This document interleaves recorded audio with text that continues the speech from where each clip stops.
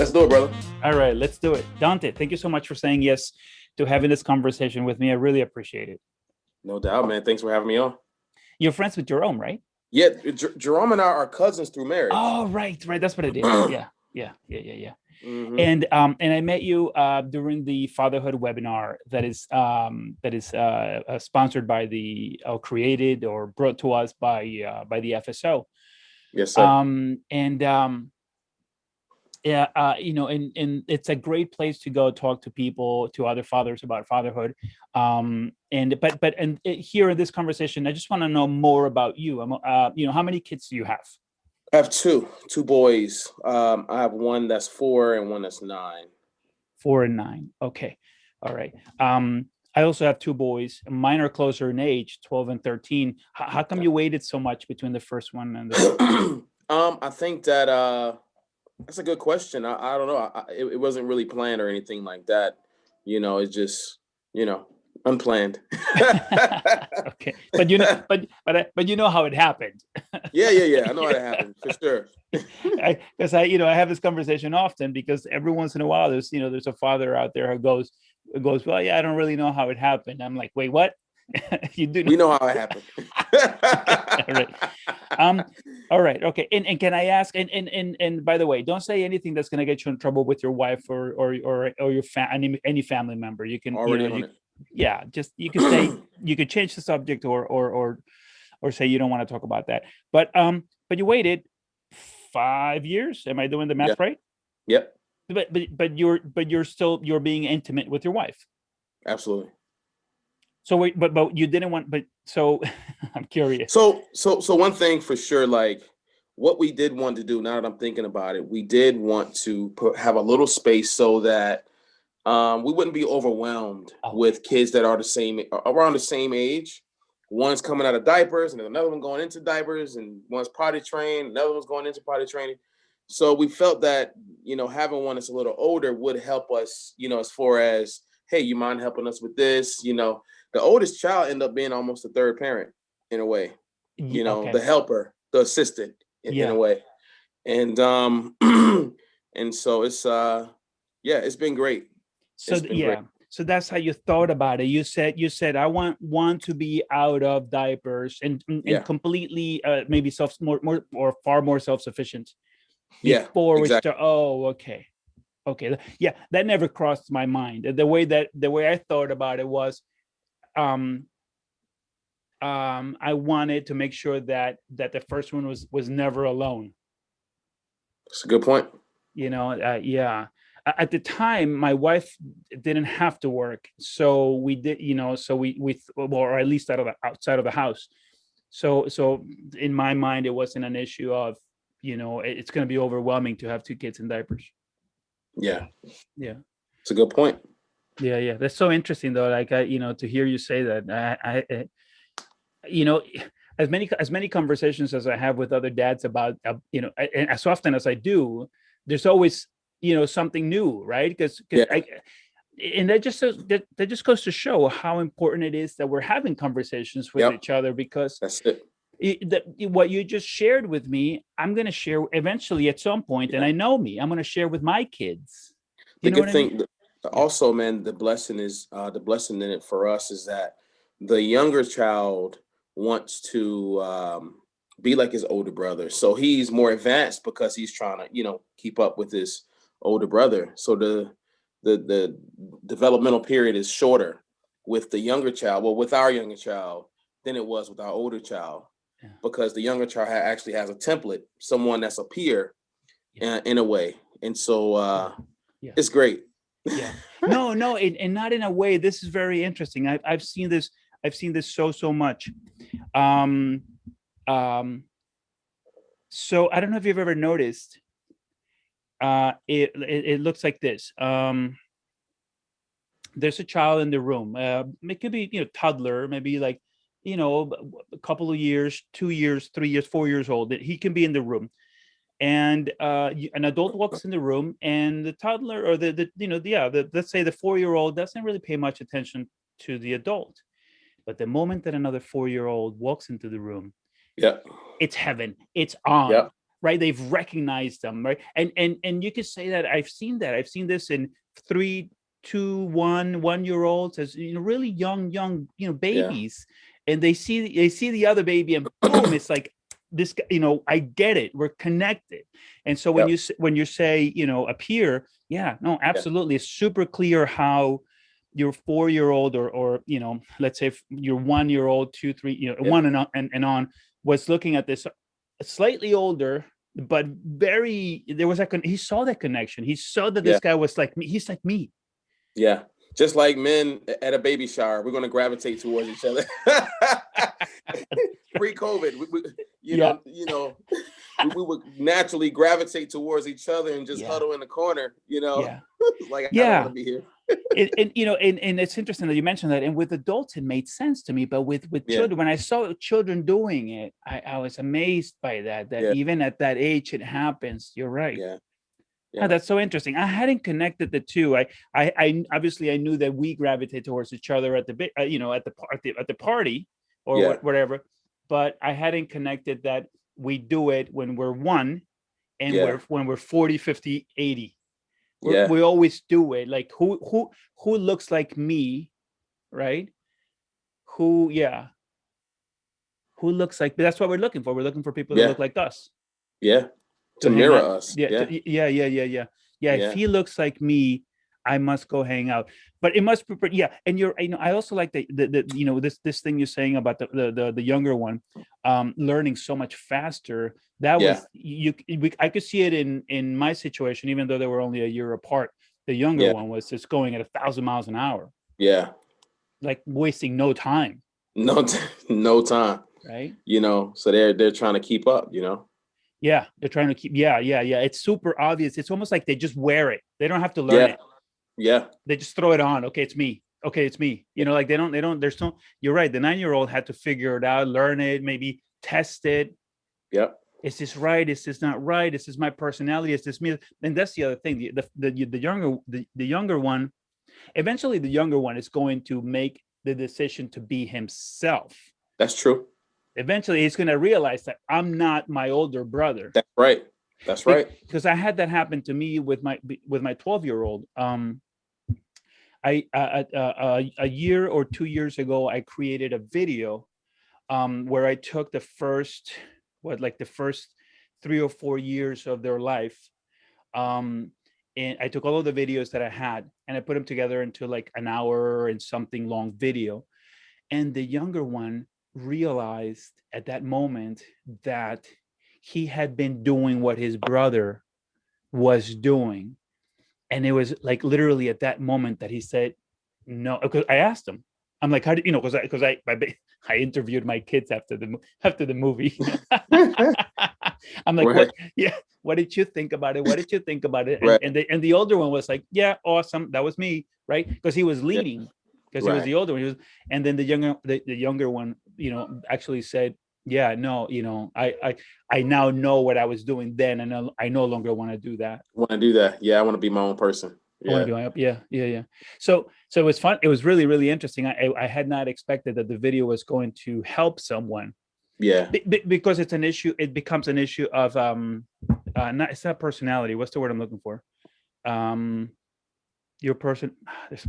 I keep thinking that there's a different word, but maybe personality, individuality.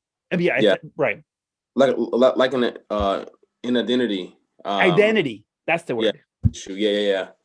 Yeah. For sure.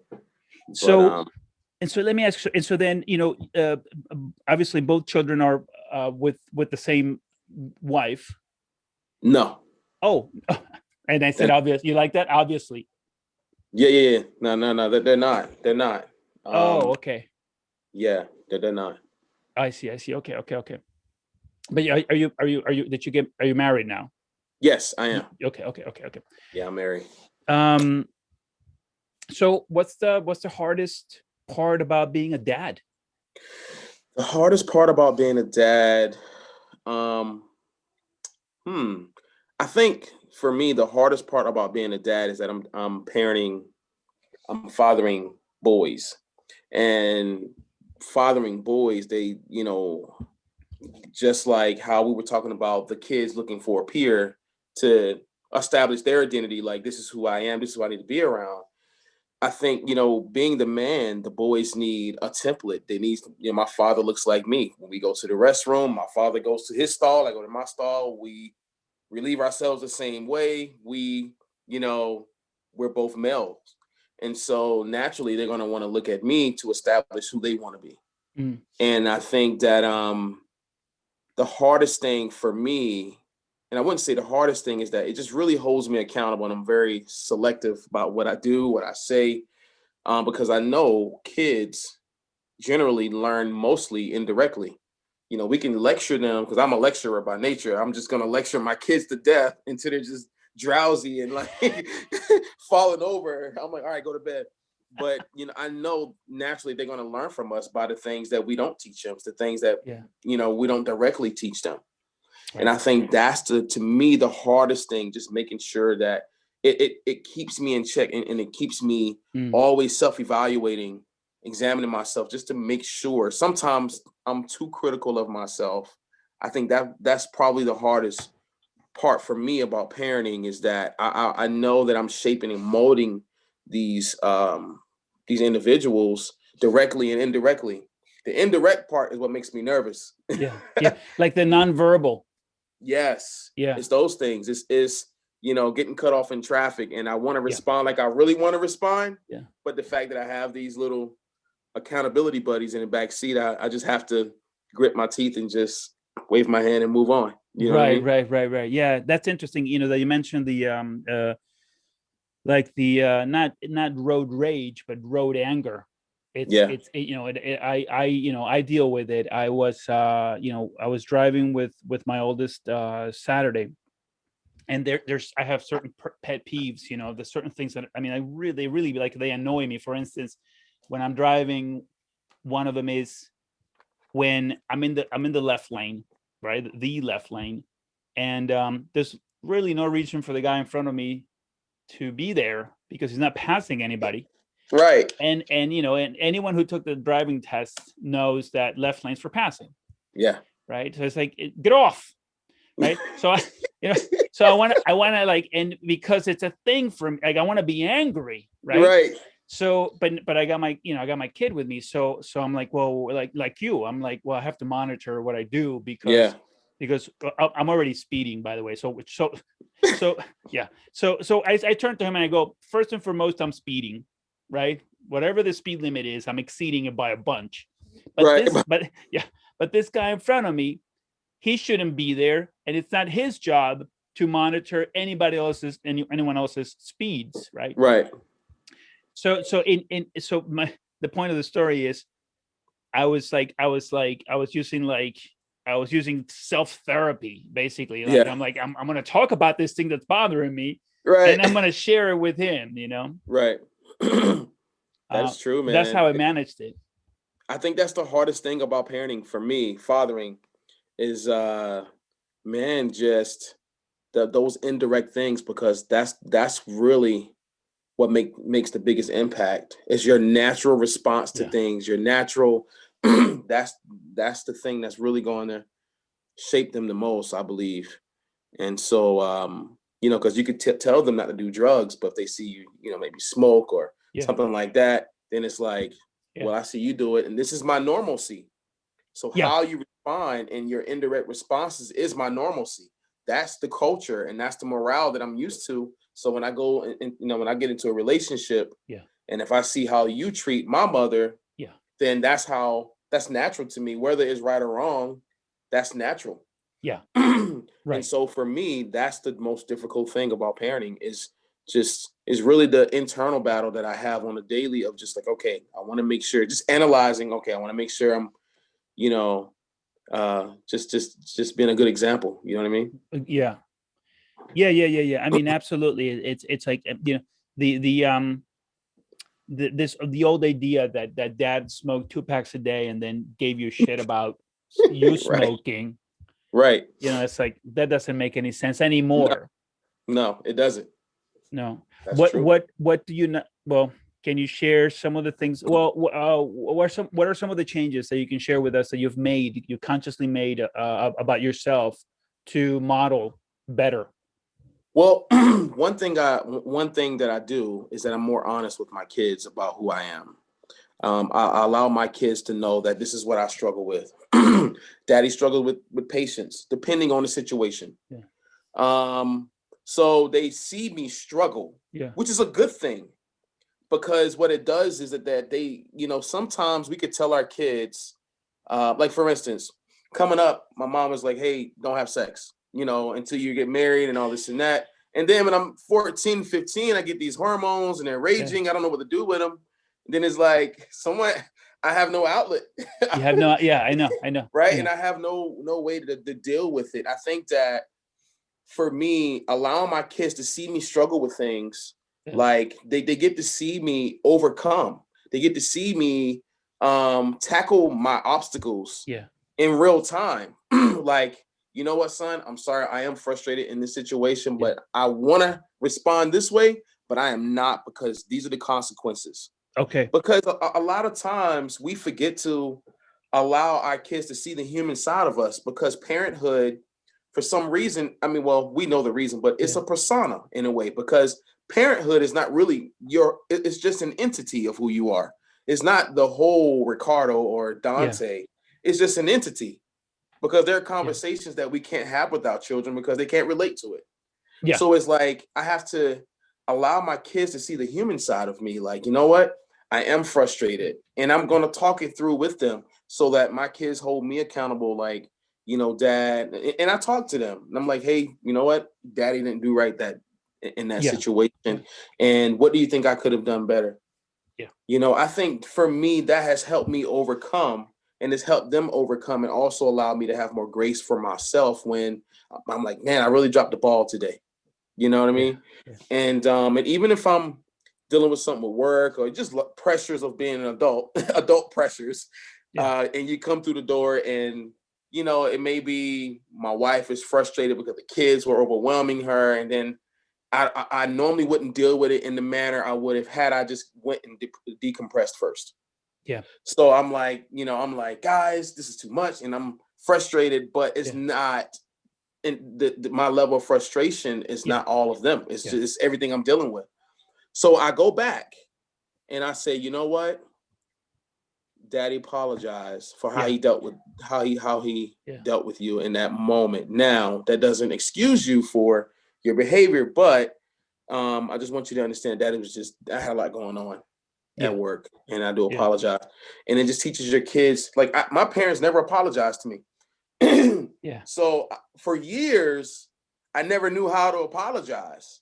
I'm like, nah, I'm not apologizing. Yeah. You know what I mean? I'll be like, bro, even though I'm wrong, I'm like, hey, we cool?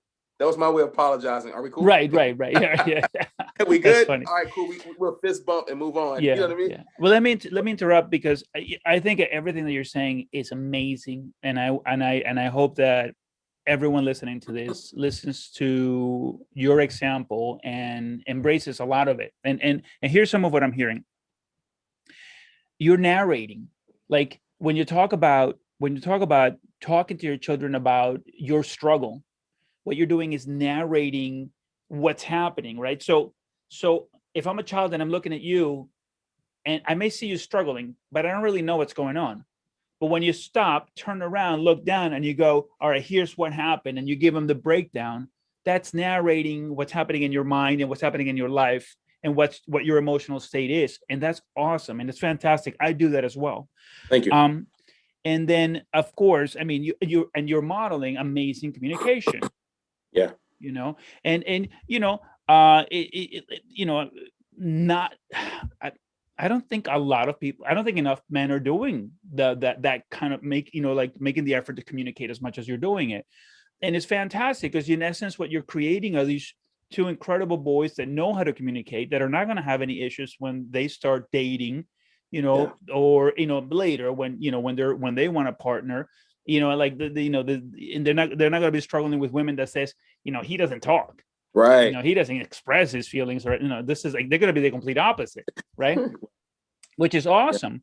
Yeah. And then the other thing that came to mind was that, it's something that I've been thinking about a lot lately, and it's the idea of role or relationship. Like, as a father, is it the father role or is it the father relationship? And I think that some of what you're battling in some of your internal battle is the idea of, what's my role here, but you're clashing. I think I see you clash against the idea of the role, and you go, no, what's most important here is that I have a relationship with these guys, that I communicate with them, that I explain to them what's happening, so that's very, very cool. Thank do, you. do you ask their opinions? It all depends on the moment. It all depends on, it's case by case. Yeah. If it's now, if they did something that was, if they misbehaved, or if they, whatever they did, and if it's a moment of correction, I do want to hear their thought Yeah. process. What were you thinking? Yeah. What, what I mean? Because sometimes, like, this is how I look at it. When I first started parenting, I parented the way that I was parented because that's the only thing I knew. But then I realized that really I'm an inexperienced dad, and I didn't have a father, so I don't know what it's like to even be Mm. fathered by a father. So I end up turning into a student. Like just studying my kids and learning who they are. And so I asked them, what was your thought Yeah. process? Um, and then every now and then I'm like, hey, do you think daddy could have done better in that moment? Yeah. Like, yeah, I do. I'm like, okay. Now, and then we talk it out Yeah. depending on the situation, because I don't want them to try to manipulate me. But at the same time, I do want them to understand that I do care about their happiness. I do care about their feelings. And because kids are so young, they don't know how to articulate. A lot of adults don't know how to articulate how they feel. Yeah. I think that alone Yeah. is a battle, and so I allow them case by case the opportunity to practice articulating how they feel, Yeah. and gives me an opportunity just to have an open floor. Yeah. So yeah, it So depends on, it's case by case. right. And I would say this, and I'm guilty of not having done this enough. And I'm only now getting good at it. And that is, asking that, hey, what do you think? And not during the times when something's gone wrong, but like in like, so you're talking, you're narrating, you're explaining whatever, and then you say, hey, what do you think about what I just said? Yeah, Right. I tell you, we don't do that enough. I think collectively we're not doing that enough, where we yeah, stop and say, hey, what do you think about that? Because yeah. they have something to say, but we're not asking, and we risk making them feel like maybe we don't want to hear what they have to say. We don't care. Well, we don't care. Yeah. Yeah, Yeah. and I also ask my kids when they're punished, I'll say, hey, what do you find fair? Yeah. Every now and then, Yeah. I'm like, if you were me, Yeah. and I want you to really just be honest with me. And what would you do? Yeah. Like, you know what, Dad? I would take all of my toys away, Oh right? man. Yeah. What do you I, say? I would, no TV. Yeah. I say, so do you think the severity of the crime match the punishment? Yeah.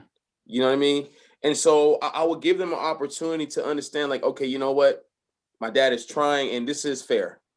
Yeah. This is a fair punishment. I didn't have that opportunity. I don't think that's wrong that I didn't have the opportunity, but I do value just the dialogue between me and my kids, because I want them to trust me and understand that I'm Yeah. really trying to shape these. And not only that, I think a lot of parents' greatest fear is dying, leaving this earth, and their kids are unprepared, and they're Yeah. experiencing things that they didn't have an opportunity to teach them the lesson, Yeah.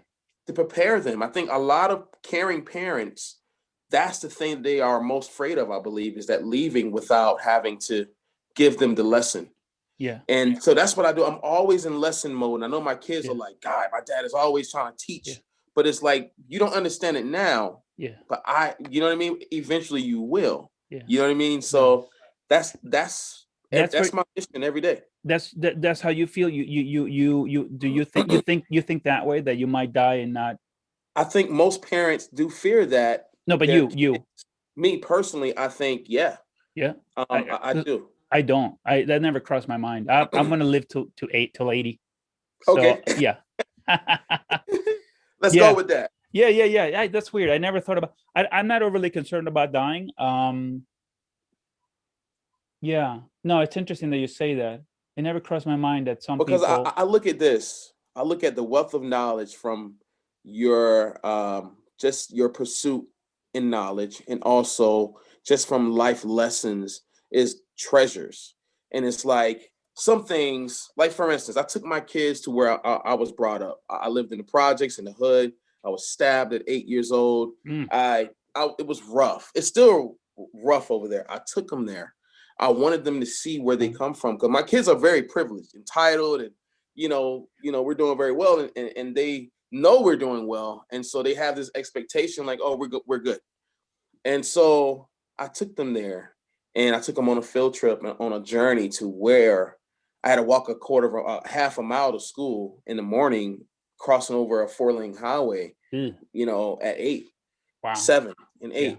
And so I had to show them like, hey, you guys live, and all of that is the fear of, if something happens to me today or tomorrow, my kids, even at 8 and 9, Mm, will be able to be okay with the limited amount of knowledge that I did give them. yeah.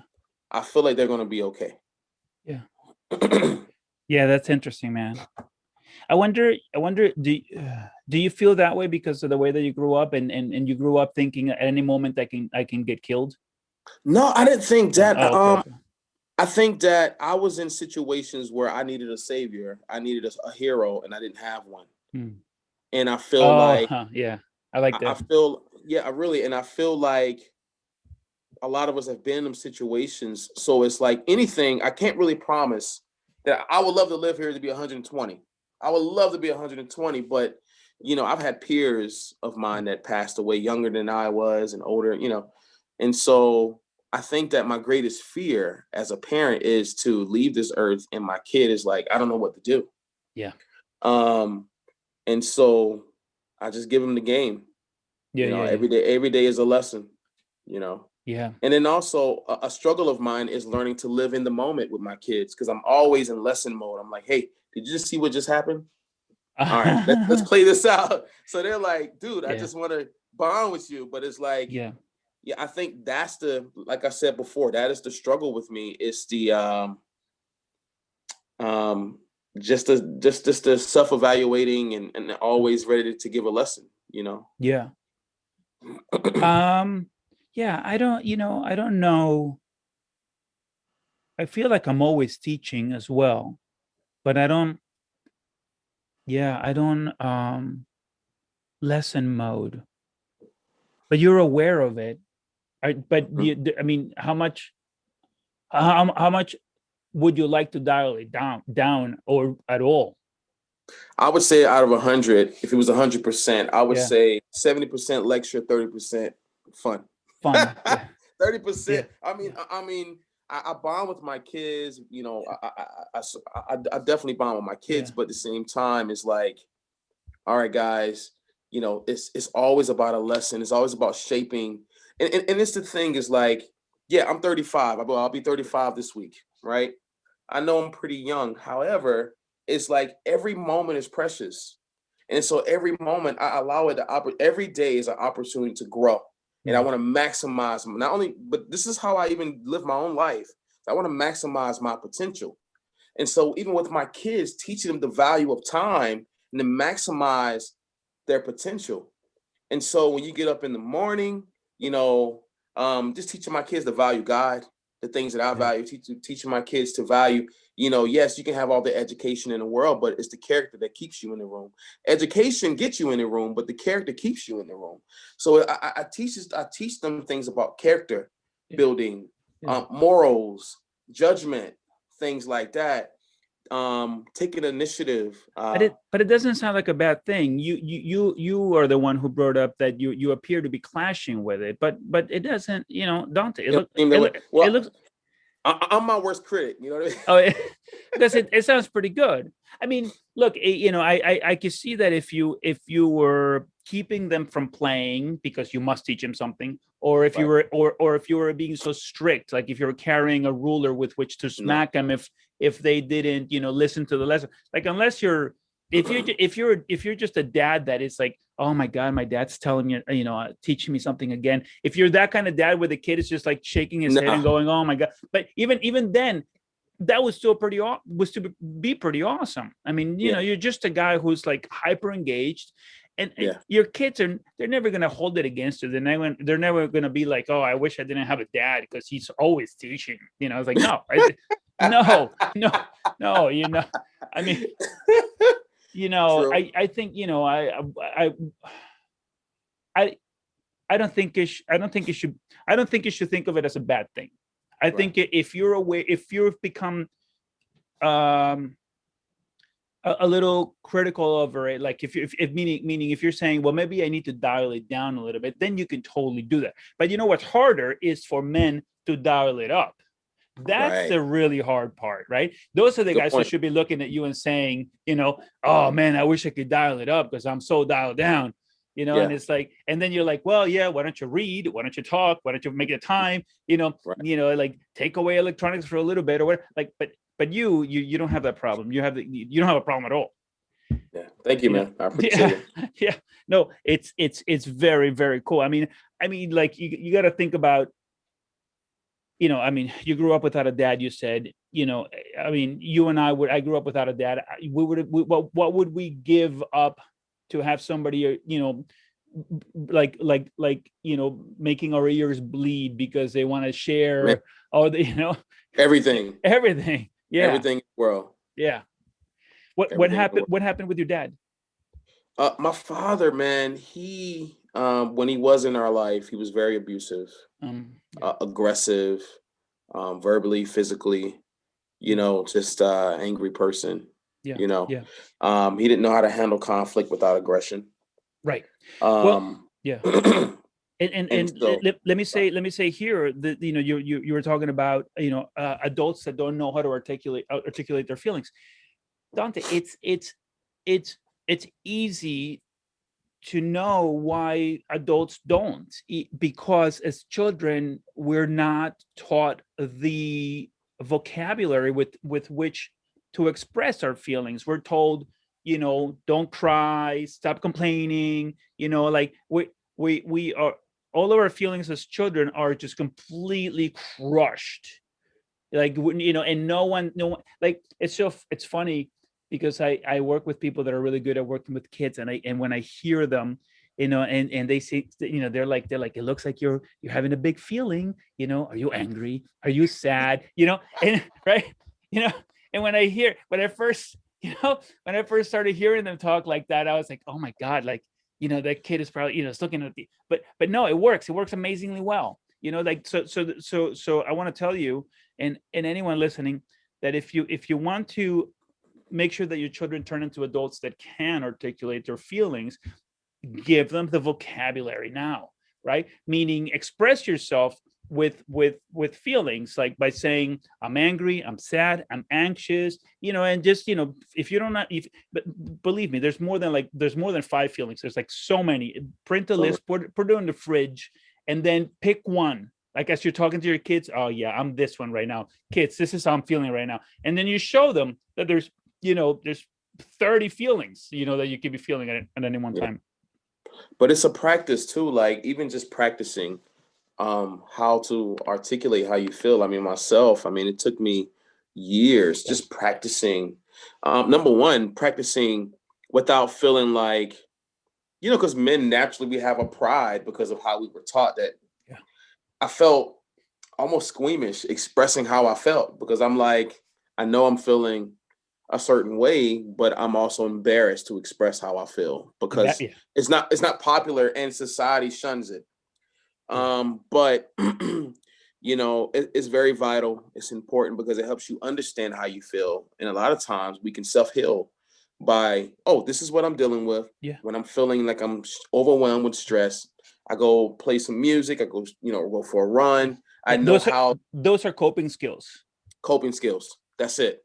Yeah. Yep. And the reason your dad was, such an angry, aggressive human being was because nobody taught him. If he had been taught how to feel, that he could Yep. feel, and what the range of feelings was, he wouldn't be Yep. so damn aggressive.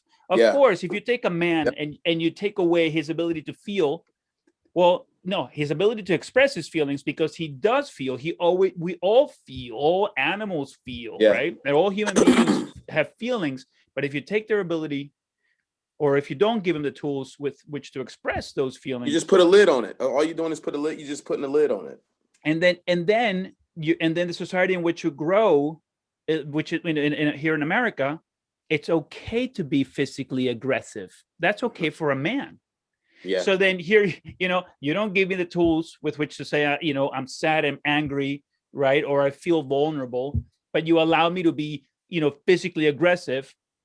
Yeah, duh. Well, I mean, Yeah. that at least he has that, you know. He's not manly if he doesn't have that. I mean, you're nobody, because that would be like, that's the last feeling you have, Yeah.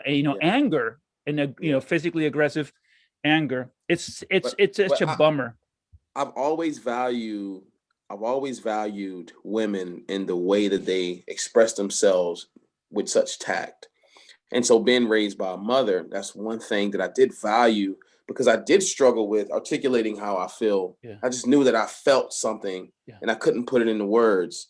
But then just practicing the art of, this is how I feel. Let me write it down. I don't care how dumb it looks. I don't care Yeah. how embarrassed I am, but I have to practice getting this out, because I've just been taught, the society teaches you, just put a lid on it, just deal with it, just suppress it, you Yeah. know? And so, Like yeah, that's journaling. You're talking about journaling? journaling. Yeah. Yeah. Journaling. Journaling is awesome. At what age did Yeah. you start journaling? Um, I would say I was probably like 7, 8. Wow, good for Yeah. you, man. Yeah. You're ahead of me by Just a lot. naturally, it was natural. Yeah. It's just No, natural. man. Yeah. I found out about it when I was 25. Wow. Yeah, I really late, man. I'm a guy. I should have been journaling with you at that That, age. that's early. I mean, 25 is early. I mean, to me, Yeah. I don't know why, man. It was, this is how I look at it, man. I teach my kids the same way. I'm sorry to cut you off. I teach my kids the only way you're going to overcome is that you have to be honest with yourself.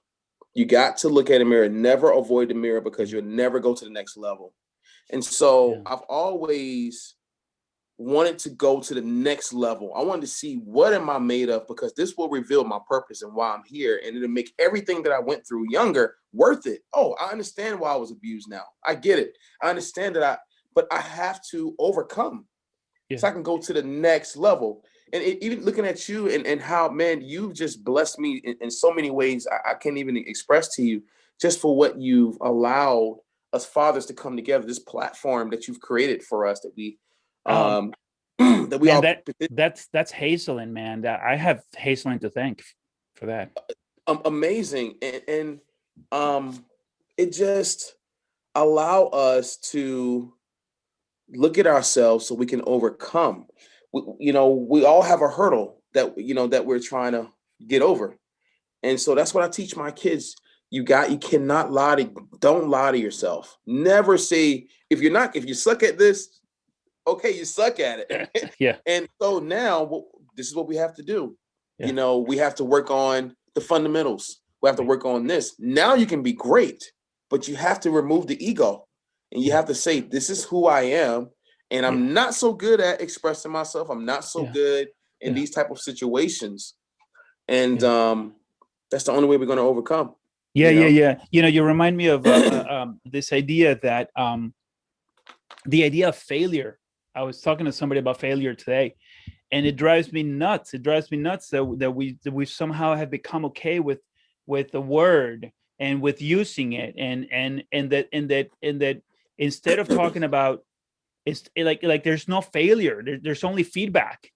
There's only feedback. There's no failure. There's no failure for crying, right? It drives me nuts. It's like it, and how I, like, like and just now realizing this at 48, and it's like, how can it possibly be, and but you and I have this opportunity to teach our 4, 9, 12, 13 and 14-year olds that there is no failure. I mean, what might be the definition of failure? That you quit without knowing if it could actually come, if it could actually work, right? Right. Quitting before you gave it your everything. But that's it. Outside from that, it's just feedback. That's all it is. You're learning.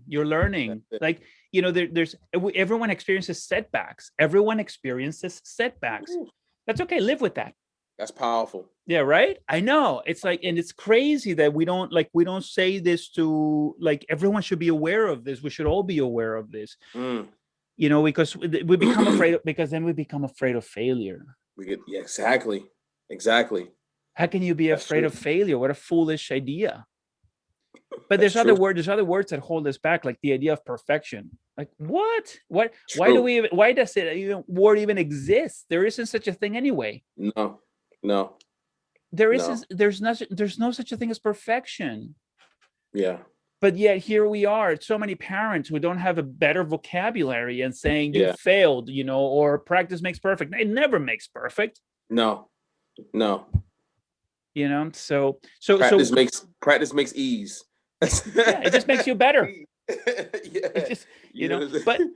here's the interesting thing. Guys like you, right? 2021, you're 35, you're a young guy. You can make a major influence, not just in these two boys, but I'm sure you have cousins, uncles, Yeah. nephews, nieces. I mean, there's a lot of people around you. So I think, it's important to remember that everyone around you, it's like everything that you do, that you, Dante, does, is it's like a stone in that gets thrown into a pond, that ripple effect out to everybody that you come in contact with. Yeah. So you're being, hypercritical of yourself. Yeah. That's a positive ripple effect, where people Yeah. are looking at you and going, you got to chill because you're doing great. Yeah. You got to chill because you're doing great. You got to chill because I'm learning from you. You know, Yeah. but the fact that here's what you're doing. Here's what you're doing very right, as you mentioned, being hypercritical of yourself. That you're voicing it again. It's the narration of it, right? Yeah. It's that you Yeah. can say it. You can say it like, oh man, I spent so much time kicking myself in the face, because Yeah. of the things that I do. Yeah. That's so true. I mean, like I said, man, I always want to overcome, and I never want to be how I'm not sure what your beliefs are, but I how the Bible says it's we perish for lack of knowledge, and that's the thing is like I never want to perish for what I don't have, what I don't know, or even the fact. This is the thing is like always be honest with yourself. Yeah. And this is what I tell my children, is what I tell myself is like, this is what I do. I got to be honest with myself. Yeah. You know what? I do struggle with this, Yeah. but I'm going to overcome, and yeah, I am very critical of myself. Yeah. And my wife tells me all the time, she's like, oh my God, you're such a great dad, but I'm afraid of complacency. And it's easy to Yeah. parent on autopilot. It's easy. Oh yeah. Like I could come in the house, tell them go watch a movie, sit them in front of the TV, pop in a pizza, a little heat 'em up pizza, Yeah. and I'm off doing my thing. Yeah. And in the bed you go. But it's like I want to absorb every moment. My children are my case studies. They're my case studies. Yeah. And in my marriage, I'm the same way. Yeah. I'm the very same way. It's just I want to be the best I can be. When I die, I want to be empty. I want to be like, you know what? Yeah. This man gave everything. Yeah. You know You, what I mean? you know the one thing that the one thing that's going to slow you down, I think, that the moment that you understand that is, you're never going to be done, Doug. You're never going to be done. You're always going to have another thing. So here's the problem that I see. But your self-awareness will make there is no problem. You're very self-aware. The only issue that I too struggle with, and where I identify with you, is one, it's never going to be done. We're always going to have another project. you and I are always going to have another project. Like, True. I was building a bathroom here in my house, and in I don't know, a week or two before I finished it, I was already thinking, okay, I'm going to build a deck and I'm going to fix the shed, right? Right, like there's always something, and That's I know true. that halfway through the deck, I'm going to be like, and the other thing I got to do is fix the other bath. So it's never going to be done. So, but here's the issue, right? Here's the real point. When that kind of thinking keeps us from being present. That's true. That's That's that's that's my struggle. That's what I get a lot is like being present. We just bought this nice crib that we have, and the moment we walked in, our stuff still on the truck. I was like, okay, this is nice, but we'll probably be here 3 years, You're already and leaving. I'm already gone. That's because hilarious. because when I was a kid, when I was limited on resources, Yeah, I wrote down my dream, and I feel like I'm behind because yeah, I feel like my life didn't really take off until I was 30. yeah, All these other years was just shaping me, and so now that the reins are off, and I yeah, hit, and the guy with the gun sound off the rifle or the pistol, yeah, I'm gone. And so when we moved in, our stuff's still on the truck. I'm like, okay, this is yeah, great. yeah, 3 years, we're out of here. yeah. Gone. Gone. You But know you what I got to mean? be careful with that. You're aware that hurts you, Yes. and remember, you're the 4 and 9-year-old are looking up and listening to you saying, "Oh, we're leaving in 3 years." Yeah. So that's a concern, because they're like, Yeah. okay, well, let's not get close to too many people because we're going to be leaving, That's right? true. That is Um, true. yeah, I'm And with you, and, man. and you're right because we moved a lot when I was a kid. Mm, So I never one of my talents, and one of my oldest son, his talent is that he's really good at adapting yeah, in different environments, stuff like that. I'm the same way because we moved. Excuse yeah, me, we moved every year, every other year, depending. And so I just got used to not.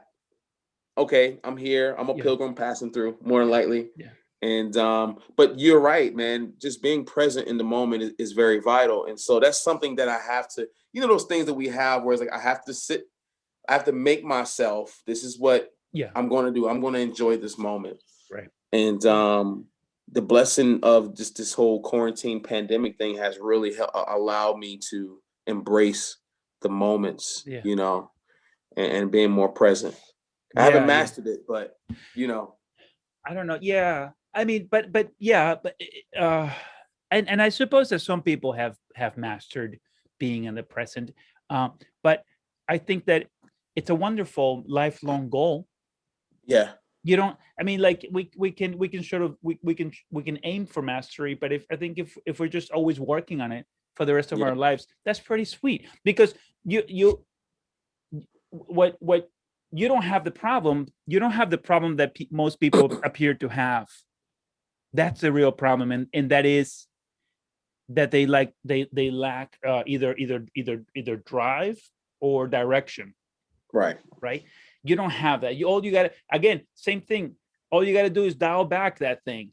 yeah, You know what I mean? Like, you're yeah, driven, but if it's driving you to not be able to not be, to the extent that it doesn't allow you to enjoy your moment yeah, and the fruits of your labor, right?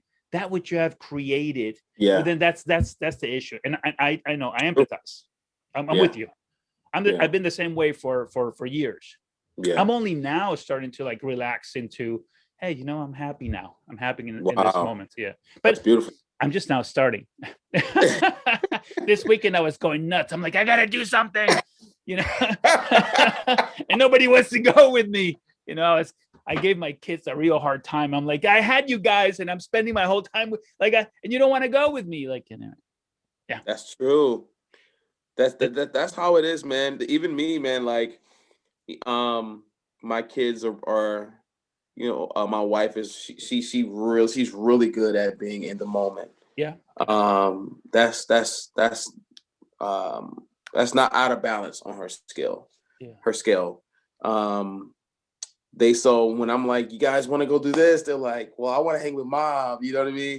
Um, Yeah. so it's like, Yeah. but then she'd be like, go with your dad. He wants to hang out with you. Go with your dad, because she know I'm trying in that moment. Yeah. And that's another thing that helps me to be, you know, I couldn't be the father that I am without my wife, to be honest, because she understands my passion for just being a father. I always wanted to be a father, and I use me fathering to avenge my, lack of being a father in my Mm. childhood. And I think a lot of us do that as parents. We try to avenge something that we may have lacked or something that we may have needed as children. And so my wife allows me to really try, and really, she helps me be the father that I am, to be honest with Yeah. you. Yeah.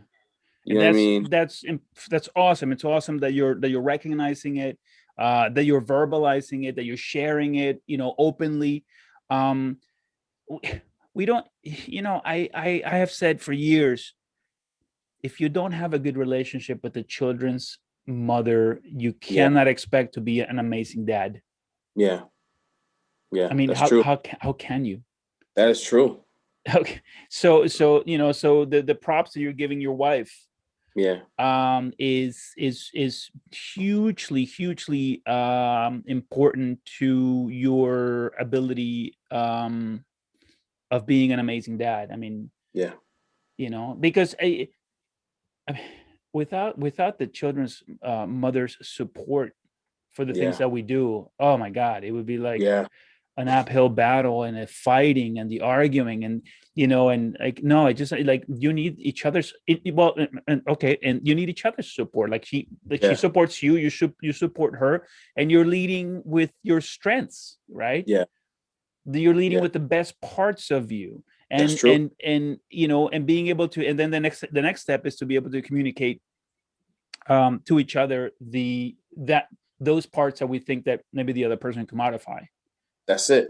That's a tough one, but Yeah, but you have to be able to. yeah. You have to. That's a mouthful. That's a Yeah. mouthful right there. Yeah. You know what I mean? Yeah. So yeah, But man. I would let me say this about you. Your concern about your age. I read a number of times this beautiful book. Several years ago, I started reading it. Napoleon Hill's. Um, Think and Grow Rich. yeah, yeah, and Think and Grow he in Rich. that book, said that most people don't really find themselves until they're 40 or 50, and that doesn't Mhm. mean that maybe people already made enough money to live comfortably, but like the real, like you, like that thing that you're looking for, you don't begin to really find it until 40, Yeah, 50. yeah, So and I had to believe it because it happened to me. Like I really, I had to go and I had to be in my 40s to really feel comfortable with where I was yeah, going. yeah, yeah. So I Yeah, mean, yeah. I totally agree. I think certainty is a gift. I think that Yeah. that's one thing that I desire to have, is the certainty. Like, you know what? Um, I look at my wife and how she parents, though she, even in her mistakes, she does it with certainty. And that's one thing with me, is like, oh, is that the right thing? Oh, I don't know. So I'm very analytical. So I'll mull it over all night long. And then the next day, my kids have forgot about it. I get up in the morning and I'm like, hey, you know what I Remember mean? that thing? Yeah, and that's the thing that, as we talking, just unpacking some stuff. That's the thing that I desire, is, certainty is a gift. So, and I think that's what, because I read the book too, Think and Grow Rich by Napoleon Hill. Amazing book. I was sharing that book with a friend today. Um and I think it's a gift, man. 40 and 50s. Yeah. I'm looking forward to it, for real, Yeah. Yeah. You said something. I lost it. Sorry, Mm, man. no, no, no, no. But we can go back to a thing that you said that I think that we should return to. you used the word, you said something along the lines of you wanted to make sure that your kids were not manipulating you. Yeah. What did you mean by that? Well, um, kids can be manipulative. Uh, I think by nature. I think even as babies, um, if I cry long enough, they're gonna come get me. I Okay. think that's a Okay. form of manipulation. It depends. Yeah, yeah, Now, yeah, yeah, it all depends. It's case by case. I think that it could be I want to control you. I mean, manipulation is control. So it's like I think that this is just my opinion. yeah, I'm not a counselor or anything like that, but it's just from my experiences. I think that kids could be manipulative because they know.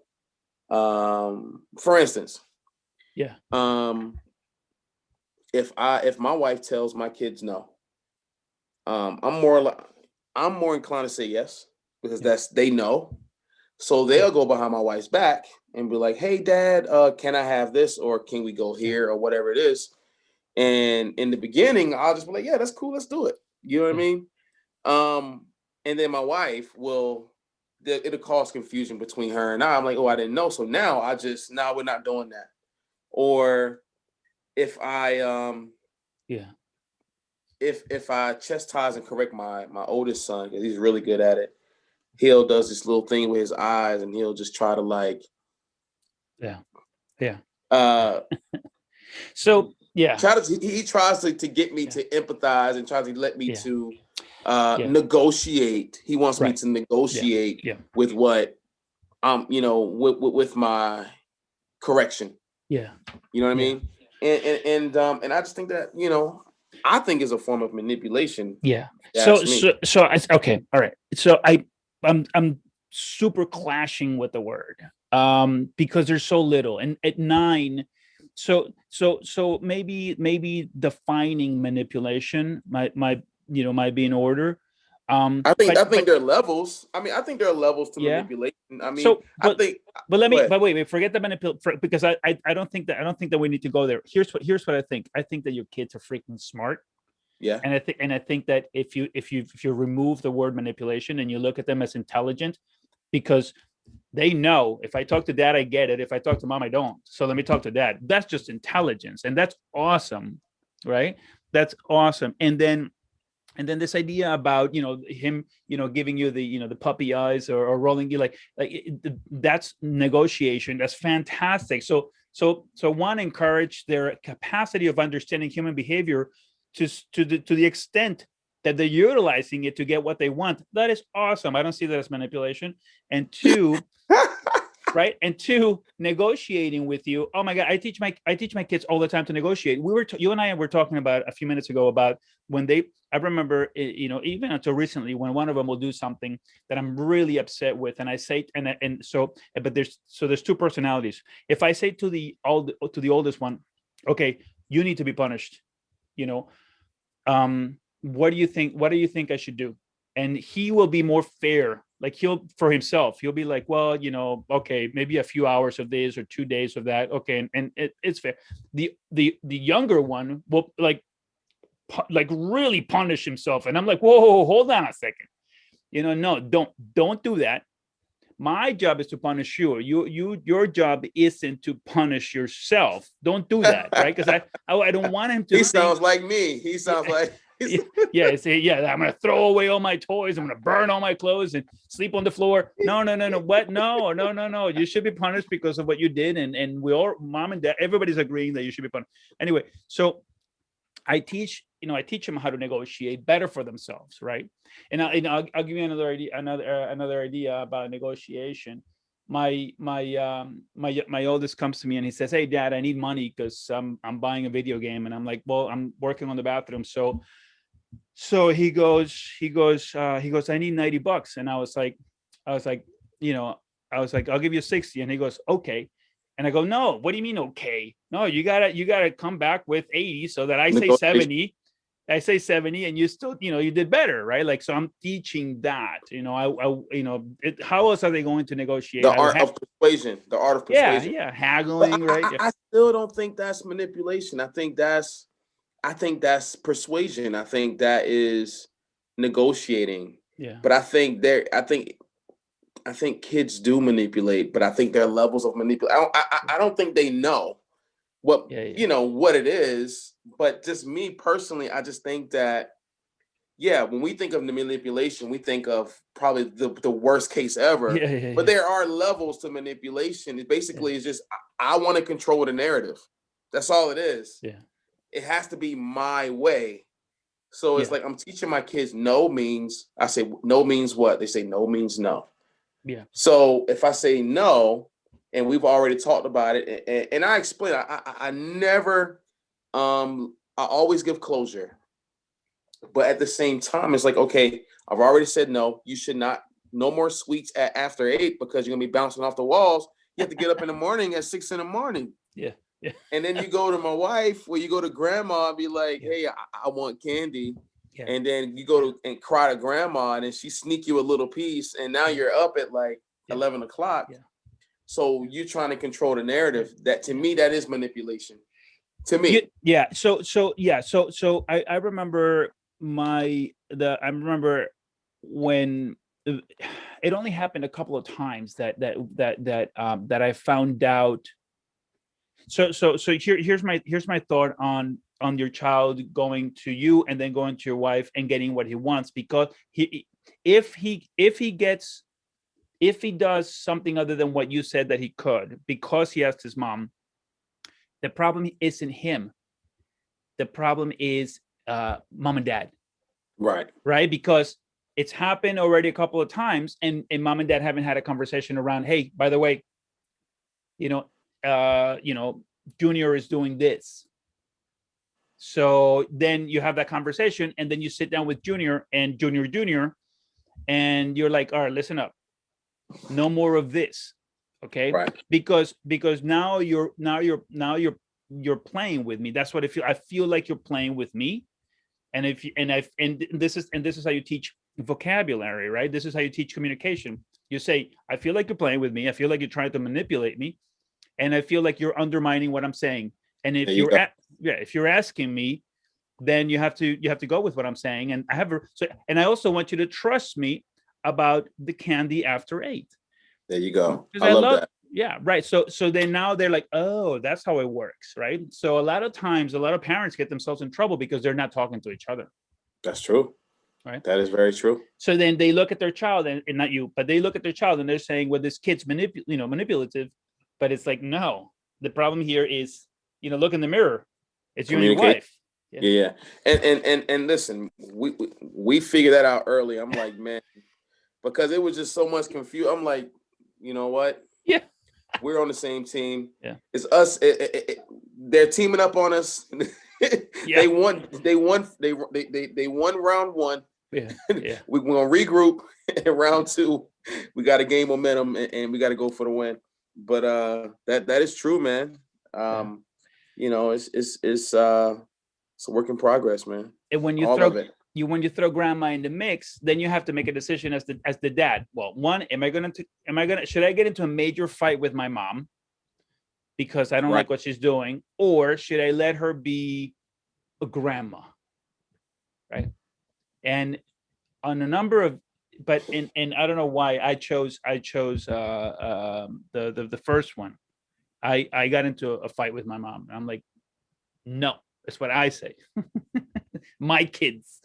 Right. But I understand how, it would be okay to be like, you know what, grandma's not going to be around forever. That's true. Let her do whatever she wants. But I just, You know what? I actually chose your route first. I didn't fight, but I'm like, no, because when you spoil them and you leave, now I'm stuck with this spoiled child. So it's like, no, leave, take the child with you. that's right. Yeah. Yeah. You know what I mean? But no, it's what I learned was that me and grandparents, we come to a compromise where it's like, okay, I'm cool with you giving him candy as long as as long as it's before a certain time. Yeah. Right. You know what I mean? Because in the beginning, I was so just me and what I wanted to mold them into be as my focal point, to the point where nothing else mattered in a way. And I had to see the value of the extra hands and the wisdom, and because Yeah. grandparents are the perfected version, Yeah. because we didn't get the same grandparents that was our parents. We didn't get that. We didn't get the sweet, but the Yeah. sweet and loving and endearing parenting style. So I see the value in it, and now we just come to a compromise. Yeah. Like, hey, no, I can't do that. Yes, absolutely, go have fun. Yeah. You know what I mean? Yeah. And keep your Yeah. marriage. It keeps your marriage stronger too. Yeah. Grandparents help keep your marriage stronger too. Yeah. No, Babysitting. yeah. Yeah. Yeah. Yeah. The other thing that you said, something that you, I don't know where you were going with this. Where were you going with the sex question when it was your mom who told you about Right. abstinence? Right. So it was yeah. So basically it was just you know, I was parented the way that you couldn't ask questions. Ah, No is no. There's no closure, so you leave room for an imagination. I mean, as a kid, you're gonna have imagine. We all have imaginations, and you're gonna be like, okay, why is this no? Why? We're all inquisitive and we're curious. We want to know why, and it's because I said so. yeah, That thing, and it's like, okay, you're my mom, and you're like God to me because I'm a kid. Parents are yeah, like God, yeah, when you're a kid, because it's like providing and all this other stuff, yeah, yeah. you're right. And so man, my point was is that I wanted my kids to see the human side of me, Mm, basically, of when I got older and I got introduced to the sex, and I had those feelings and I experienced it. It was when things went left, or you know what I mean. It was like, okay, I know I can't talk about this to my mom because she left it open yeah, ended. So yeah, the conversation was already, you know the barriers of communication was already yeah, set. you know and so yeah, I had to go to a third party, someone yeah, that was not my parent, yeah, yeah, to get understanding and how to be more responsible and be educated. I think that, my mom had a hard time dealing with just those uncomfortable yeah, conversations. So she just didn't want to talk about it. yeah. But I think that my fear, like I said before, is out, me and my kids, I mean, when they get to that age, we're just going to have to deal with everything. We have to Right. deal with everything, because it's like, I don't want them to be unprepared. Yeah. And I want them to know. Well, so what our parent where unfortunately our parents didn't have available to them the kind of research that we have today. Hmm. The horrendously sad truth is that that that an immensely large part of our population is being sexually abused. When you look at Oh, this, the statistics of 1 in 3 girls and 1 in 5 boys. So wow. then what happens is the reason to have the sex talk and to talk about in age appropriately to the 4-year-old and age Right. appropriately to the 9-year-old is because you're not preparing them to go have sex with girls. You're attempting to keep them safe from predators, which Right. happen to be your brother, your uncle, unfortunately sometimes, your dad, grandpa, the your best friend. These are people who, for whatever reason, have whatever, thinking errors. They're making the horrendous mistake of taking action, and harming, millions of us. And so the reason to have the conversation is to keep the children safe, Yeah, absolutely. first and foremost, right? First and foremost. So you should already, I mean, you shouldn't anything, but my advice to parents is always, as soon as you can, these are your private areas, use Off the use bat. yeah, use the right words too. Don't use, like, don't make up, like the Do a cookie, tutu. yeah, tutu, the cookie or the peach or the what. Don't make up any words for these things. One's called a penis and the other one's called a vagina. Use those, and Yeah. the other one's called an anus, right? Yeah. So use the words. Those are the words. Those are, like, we're not making up, like, Those are the clinical words. That's what they're called, for crying out loud. you know, you know, use them, right? Right. So it's incredible because we end up harming again so much of That's our true. population because we Yeah. refuse to have these conversations. And so here comes our perverted uncle, brother, whomever, and the child doesn't know that this is not okay. Yeah. And the problem with grooming, if you know the term, right? So the term that's used, that that the term that's used for what these primarily men are doing to children is they're grooming them by the worst part is that in the grooming process, your uncle that's taking care of your kid, he said, yeah, fine, I'll go ahead and babysit, is doing all of the things that you would expect a wonderful human being to do: to be nice to the child, to care, to give him candy, maybe to take him for ice cream, to listen to their stories, right? That's called grooming. So the worst part is that you don't really know who's got good intentions, who's got bad intentions, because they look the same. Yeah. The guy with the bad intentions is grooming. The guy with the good intentions is doing what looks like grooming. So anyway, That is true.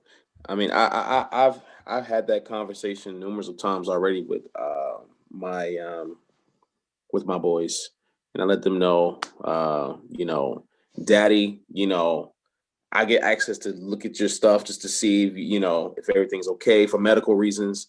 Um, make sure teaching them how to properly take care of themselves. yeah. But Yeah, you're other talking. than that, So my boys are not circumcised. So no, you can.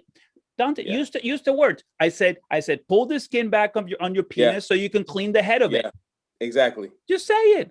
I'm Exactly. telling you, man, we can't keep like hiding this. Hey, look, Uh, that's what I said. yeah, that's that's what I of course that's what you said. So that's what I yeah, said. no, I'm So telling you, we we have gotta. to Yeah, keep it sanitary. Keep it yeah, sanitary. yeah. Of course, Take of care of course. it. So yeah, Yeah, yeah. So but make yeah, sure. man. It's so my younger son is we're still bathing him.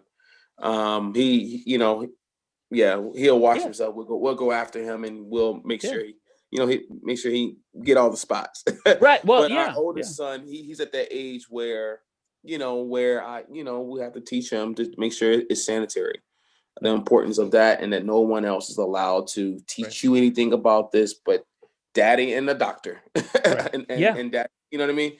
So that's the conversation, and it is uncomfortable for me, but it's a conversation that I have to have regardless.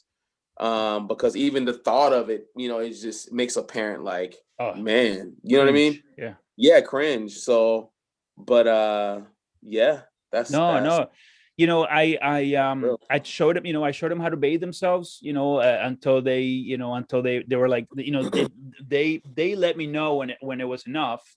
And so then all I did was, I was like, all right, you got to go shower. And when they came out of the shower, before they went in, I go, weenie, butt, and teeth, right? You know? And so when they come out of the shower, I go, weenie, butt, and teeth, right? Right? Right. Because those are the things that I wanted to make sure that they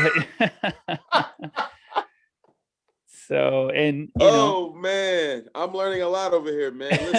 Listen, man. Like I said, that platform, every other Thursday, man, is really. I've learned so much, yeah, just from you guys, man. And a lot of times, I don't even want to. I don't care to say anything. I just want to absorb yeah, as much as I can because I think I'm the youngest father, if I'm not mistaken. I think yeah, I'm the youngest one, yeah. if I'm not mistaken. So man, I'm just listening to you guys, and the fact that you're a therapist on top of it is like, man, this is a blessing. You know what I mean? Yeah, yeah, And I'm yeah, yeah. just sitting back and just absorbing, man, everything that you guys have. I'm just It's a student, man. it's so interesting that you comment on that, because so many times I've looked at you, and I've thought, I wonder if I'm how can I get Dante to participate? I wonder if I'm doing something that keeps him from speaking. It's Man, and I'm just like, you can't learn if you're talking. So it's like, man, yeah, I am just listening. You're the expert. And it's yeah, like, I want to, this is what you do. And when I go on your Facebook, you post most of the things that I see you post is about fatherhood. it only. Yeah. And so this is what you do on the regular. Yeah, And so this is it's like you're the expert. So I want to be the best I can. And I don't ever want to perish for lack of knowledge. So I'm just right. sitting back, dude. And I'm just sitting back, Yeah. absorbing everything from all you guys, You you know, know? but as my supervisors, say to me often, you are an expert. You Yeah. are an expert in your own in your life. For instance, in a therapeutic relationship, I cannot possibly go in there and impose my ideas on you. You're just going to push back. Right. So what I always try to do is, I don't know what my approach is during these webinars, but I try to be entertaining and I think just open, but remember that I have as much to learn from you as you Yeah. from me, because Yeah. and not only how much I'm so much more eager for your story to help an infinite number of people rather than Yeah. just me. So I end up just being a guy who is just, I'm just providing you to the world. Yeah. That's what I try to do, and Yeah. this is what this conversation is intended for me to do. Is there's a cross section of the population that identifies completely with everything that you just said, and they're all going to benefit from the conversation, from everything that you've shared, Wow. and that's how you're an Aw- expert. Awesome. Yeah. That's awesome. Yeah. Well, I got to get paid. No, I'm kidding. Experts get paid. Yes, that's right. That's right. That's right. No, I'm That's kidding, funny, man. man. It's a blessing, man. That's my passion, man. Is to help fathers overcome.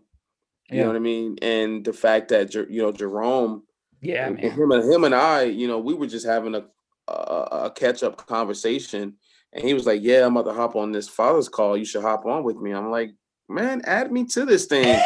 You know what I mean? Like, Yeah. what are you doing? You holding on to some good stuff, and so it's been great, and Yeah. I even appreciate this opportunity here, just us breaking it down, because you don't see, this is rare, and Yeah. this is not popular, and this has to be popular because there's a lot of fathers, and this is me. Correct me if I'm wrong, but I feel like women have more platforms, more resources, more acceptance in wanting to be the better version of Yeah. themselves. Whereas women, wives, mothers, I feel like men, we don't have that. It's like we're just Yeah. told to be macho and Yeah. provide.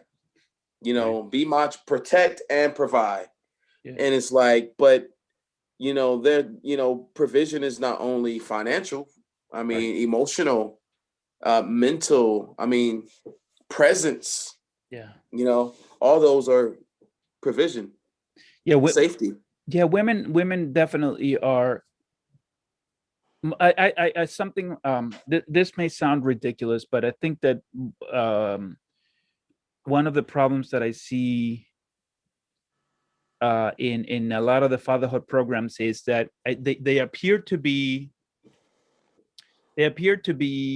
trying to turn fatherhood into what motherhood is, and you can't. We cannot. Fathers are fathers, mothers are mothers, and that is as different as men are different from women. So I Right. think that as we try to figure out what fatherhood is, right, and I insist that it's a relationship, that what we're trying to identify isn't our role, right? Because it's not. That's a mistake. Thinking of fatherhood as a role is a huge mistake, because then it's very, very confusing. But you've been explaining how you want to have a relationship with your kids. That's what we've been explaining. You haven't been explaining your role. You've been Right. explaining your relationship, right? Right. And you're saying, well, with my relationship with my kids, I'm a teacher, a mentor first, and I try to find these opportunities. That's a relationship, and Right. that's why I was asking you. Well, are you asking them what they think? Are you asking them what they feel? Right. Are you asking them what they want? Because that's how you build amazing relationships. Right. And it doesn't matter that they're 4 years old or 2 years old. You can ask them, right? Because the earlier, the sooner that we ask our children what they think, what they feel, what they want, the sooner they engage their individuality, their Yeah. independence, right? And they know that they can speak up, Mm-hmm. right? And Yep. and and and, and when by the time they're 9, 10 years old, I mean, these are you're having amazing conversations with these That's it. guys. That's it. right? Because they have so much to say. Yeah. Because just like your 4-year-old is like moving at this like lightning speed because of the 9-year-old, the 9-year-old is moving at lightning speed because of you, you're the 30-year-old. You know what I Yeah. mean?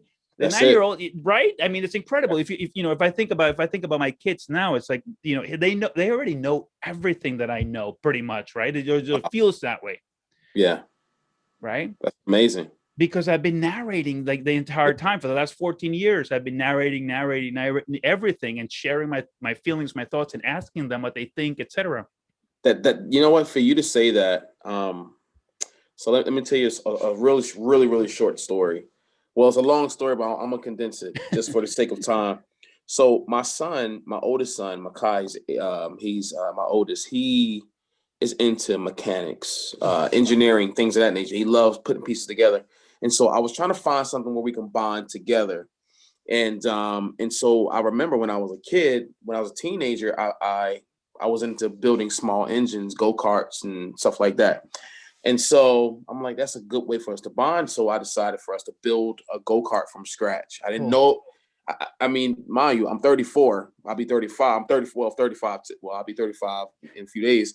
Uh, I haven't touched that stuff in years. So Yeah, I'm like, dude, I have no idea what yeah, I'm doing. yeah, And so the words of encouragement and the affirmation that I give my son on the regular, he was giving it to me because the yeah, carburetor was clogged up and yeah, gunked up, and I'm pulling, I'm trying to crank it. And he's like, Daddy, I believe in you. You can do it. He's so like, yeah, this is amazing. And you know what?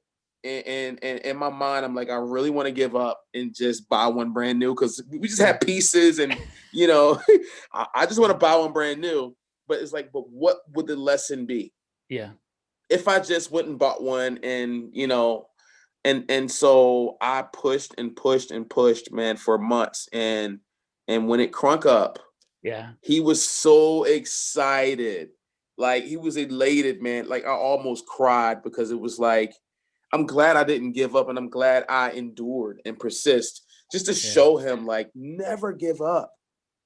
Just yeah, never give up, dude. Like you may yeah, have to take a minute to refocus, to take a step back to see the bigger picture or to yeah, reevaluate, but don't give up, man. And I wanted to give up for yeah, sure. yeah, yeah, and yeah. That's a good so like story.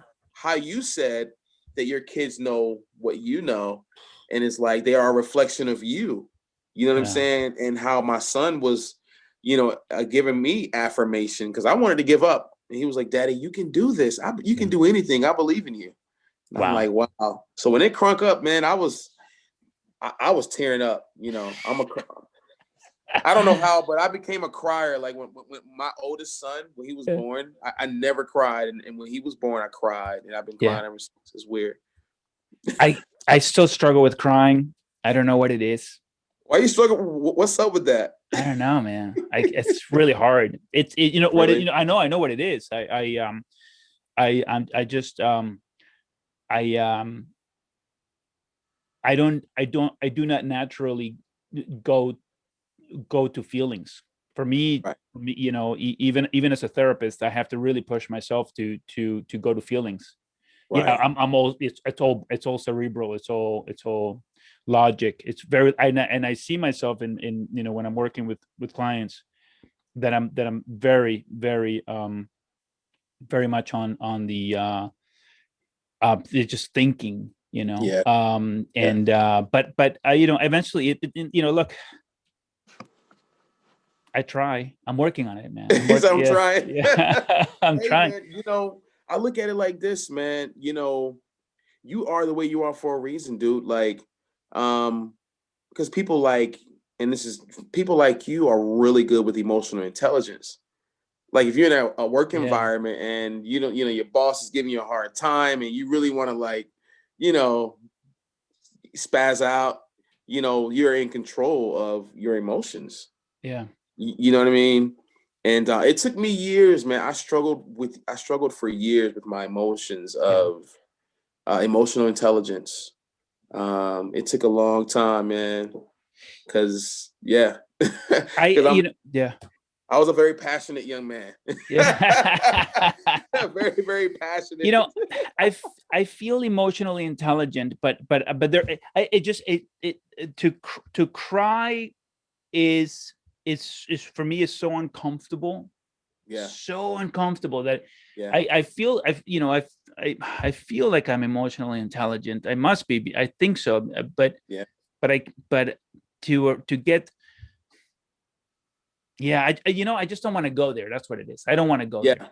yeah, yeah. You know. I never and that's the perfect depiction because before my son was born, um, I never went there because I was never uncomfortable being vulnerable.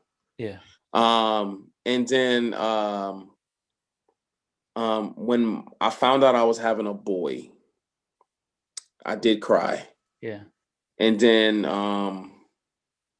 when he was born, I cried like I was crying louder than he was. You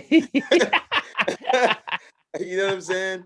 And I still cry, man. I cry in front of my kids, man, because it's Yeah. like, I can't tell them, I was brought up like you don't cry, don't be a Yeah. wimp, stuff like Yeah. that. So I was raised to be rough and fighting and stuff like that. And it's like, my kids, man, it's like God gave you that emotion for a reason. Yeah. You know what I'm saying? So if you feel like you need to cry, cry, Right. and we can talk about it. But but you gotta understand, you gotta have a balance. You can't, Yeah. I mean, I can't say you can't cry, but it's Right. like there's certain things I'm like, if you didn't get picked for the basketball team, I mean, Yeah. why cry? You should have practiced. You know what I'm saying? Yeah. You should have Yeah. practiced, Yeah. and but I just look at it like if that's an emotion, a natural, candid emotion that you have, Yeah. then embrace it. Right. You Right. know, Right. and, I you know, I think it's easier for men to embrace anger, yeah. versus you know the mushy stuff. You know what I'm saying? Yeah. I can make myself cry. This is what I don't like. So if I if I if if I think about someone suffering, Yeah, and I if I choose to empathize, like just go far enough into yeah, putting myself in their situation, and yeah, or I can do it. I can get there. yeah. But I also think that for me, it's easier to cry for other people's suffering than it is for my For distance. So there's like it's like levels of crying. yeah. Crying for yourself or for others. Not crying for myself. I think that I struggle with pity for me. Yeah, yeah, I think that I am the type of person where it's like, no matter what I'm faced with, I feel like I'm responsible for getting myself out of it. So it's like mm, I don't have pity for me, yeah, but I do for other people yeah, yeah, yeah, for sure. And and as a father, man, I am so sewn into fatherhood yeah, yeah, yeah. that I just don't know how to father effectively without those emotions. My father, even to this day, is extremely aggressive. Really? That it's like I want to say that's the only emotion that he has, but that's the only emotion I feel like he's comfortable conveying. Yeah, And I feel like you know, I don't want to suppress that, man. I feel like yeah. if that's something that God gave me, then I'm going to use it. Have And you have you had a conversation with him about that, about his anger or his about aggressiveness? his anger, nah, man. I have not, but I've had conversations about his absence, Ah. things like that. But I haven't had that conversation about his anger. Have you, sorry, have you have you asked him about his childhood? I have, Yeah. I have, yeah, yeah, I have, yeah. We've this pandemic has really um brought a lot of things into perspective, and I think that we both wanted to just talk. And I've gotten a lot more familiar with his background and Yeah. things that I didn't Yeah. know Yeah. about him, and it gives me a bigger understanding. It helps me see the big picture, and it helps me to see things from when I became a father, it helped me to feel the pressure of being a father, Mm. the pressure that society that you can easily inherit the pressure that society puts on you, Yeah. like, a man is supposed to do this, a man is supposed to do that. I think that you feel those pressures, and just operating in those pressures and still creating seamlessness and normalcy for the family. And I think that it helped me to understand his frustration, but it didn't. Even to this day, I don't understand the absence. Yeah. Um, so Yeah. we man, we're unpacking it, and at the same time, it's healing me at the same time. Yeah. But also, me fathering my kids inspire him. Yeah. He told me that he's learning from me now. Yeah. So yeah, There's a couple of older dads. Well, they're now grandpas in the webinar in the group that talk about entering into therapy later in life and how yeah. they benefit. Have you ever asked your dad if he would be willing to go to a therapist? Nah, man. Our relationship is like, man, we are really going from layer. We're peeling Okay. literally thin layers. You go to the deli and the lady asks you, "Do you want the one, the two, or the three? That's right. Like how Yeah. thick you want Yeah. the slices?" Yeah. I go to the like we're on the one. Like we're picked. Like we Yeah. have Yeah. really Yeah. thin layers that we're Yeah. we're we're peeling because there's a lot of hurt there. Yeah. And it's like even with myself, it's like sometimes I have to take a step back and deal with what I'm feeling. Because Mhm. sometimes you may be dealing with something or have something that you don't even know that's there until there's a trigger. And Yeah. it's like, what is this? And then it's like, you know what I mean? And so I'm slowly unpacking it. I'm determined to unpack it all. But it's like, timing is everything for both of us. Yeah. Me being the victim of abuse and, you know, um, just unpacking those emotions and dealing with it. You know what I mean? He must have been a victim of abuse as well, right? Yes. Yeah. Yeah. Yeah. It's hard to be that mean Yeah. without having had someone or several people be really mean to you. Yeah. For sure. Yeah. For sure. Yeah. So, but it's been a blessing, man. It has been, I look at it like those were my stripes that Mhm. made me the father that I am today, which is that's my ambition, is to be the best father that I could be, period. Yeah. Um, and my wife know, like, I have to even pull my reins, like, hey, you know what, I haven't even really kicked it with my wife today like that. Let me spend some time with her, because it's like, and we talk, man, and she's like, no, it's cool, I know that this means a lot to you. Mm. And we'll hang out because Sunday is like our date day, and she know that that's Every my every Sunday. every Sunday. Every Sunday. Okay. That's the day where we set aside. I mean, some days, we may have a free moment where we can just, chill and have a breakfast together. We do spend time together. I mean, she works. I'm in her office. I mean, at the house, my office is in a building on our property in the back. So it's like we see each other every day, but it's like, Yeah. we don't really, that quality time. No, no. I'm glad that you're saying this. Of course. No, I completely Yeah, understand what you're saying. A yeah, date day. Yeah. No, that's yeah. It doesn't mean that you're ignoring each other, yeah. the rest of the time. But date day is hugely It's a beneficial. dedicated time. Yeah. Yeah. Yeah. Absolutely. So that's Yeah. what we do, man. But That's so awesome. she allowed me to. I look at it like this, man. Fatherhood is a ministry for me. Hmm. That's really what it is. Is like, yeah, I feel like I can help a lot of people, a lot of young men, a lot of men that are older than I am. But I feel like my ministry is home first. I always, Oh, my family, this home base is my mirror that I'm looking in, and I have to, yeah. constantly be on this one, be on Right. home front. And, Right. Yeah. this is my ministry, man. Yeah, So, no, it's awesome. And going back to your wife and date day, it's anyone who's not scheduling it or doesn't have like who doesn't have set days yeah, within the month when this anyone who doesn't have set days is making a huge mistake. Their wives are not happy. Yeah. Because you don't know what you because if it's up to us, right? If you're in a the kind of relationship with where your wife is waiting for you to say, we're going to dinner, we're going to the movies, we're going to do whatever, and you don't, and she doesn't know when that's going to be happening, then she's going to be frustrated.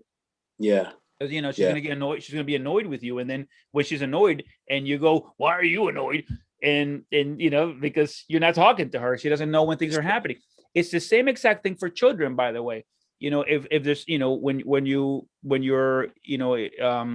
if you want happy children, what you provide is structure, and it works for a 4-year-old, 2-year-old, and it works for let's assume that your wife is about 30, for a 30-year-old person as well. Structure is hugely important, and I want to share something with you also around the idea that you know um that kind of structure is hugely beneficial for men and sex in marriage, right? So that meaning, if you're if you're what I'm assuming, let's assume, like, you're an average guy, you want to have sex, and so within a month, and depending on your age and relationship, you're having sex once or several times a month.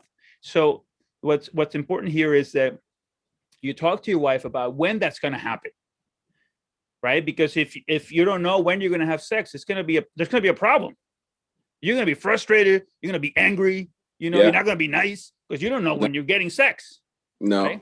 Right. And apparently, I'm going to I'm going to say here that it's women want sex as well, but they would like maybe the romance scheduled the way that we Yeah. want the sex scheduled. Yeah. So if you want to create healthy structure in your life for your children, you have to have such like healthy structure in your life for the parents. You have to go, because the marriage and the relationship is the foundation of it all. Yeah. Because it sets the temperature in the home, it sets the morale of your home. I mean, it's the parents.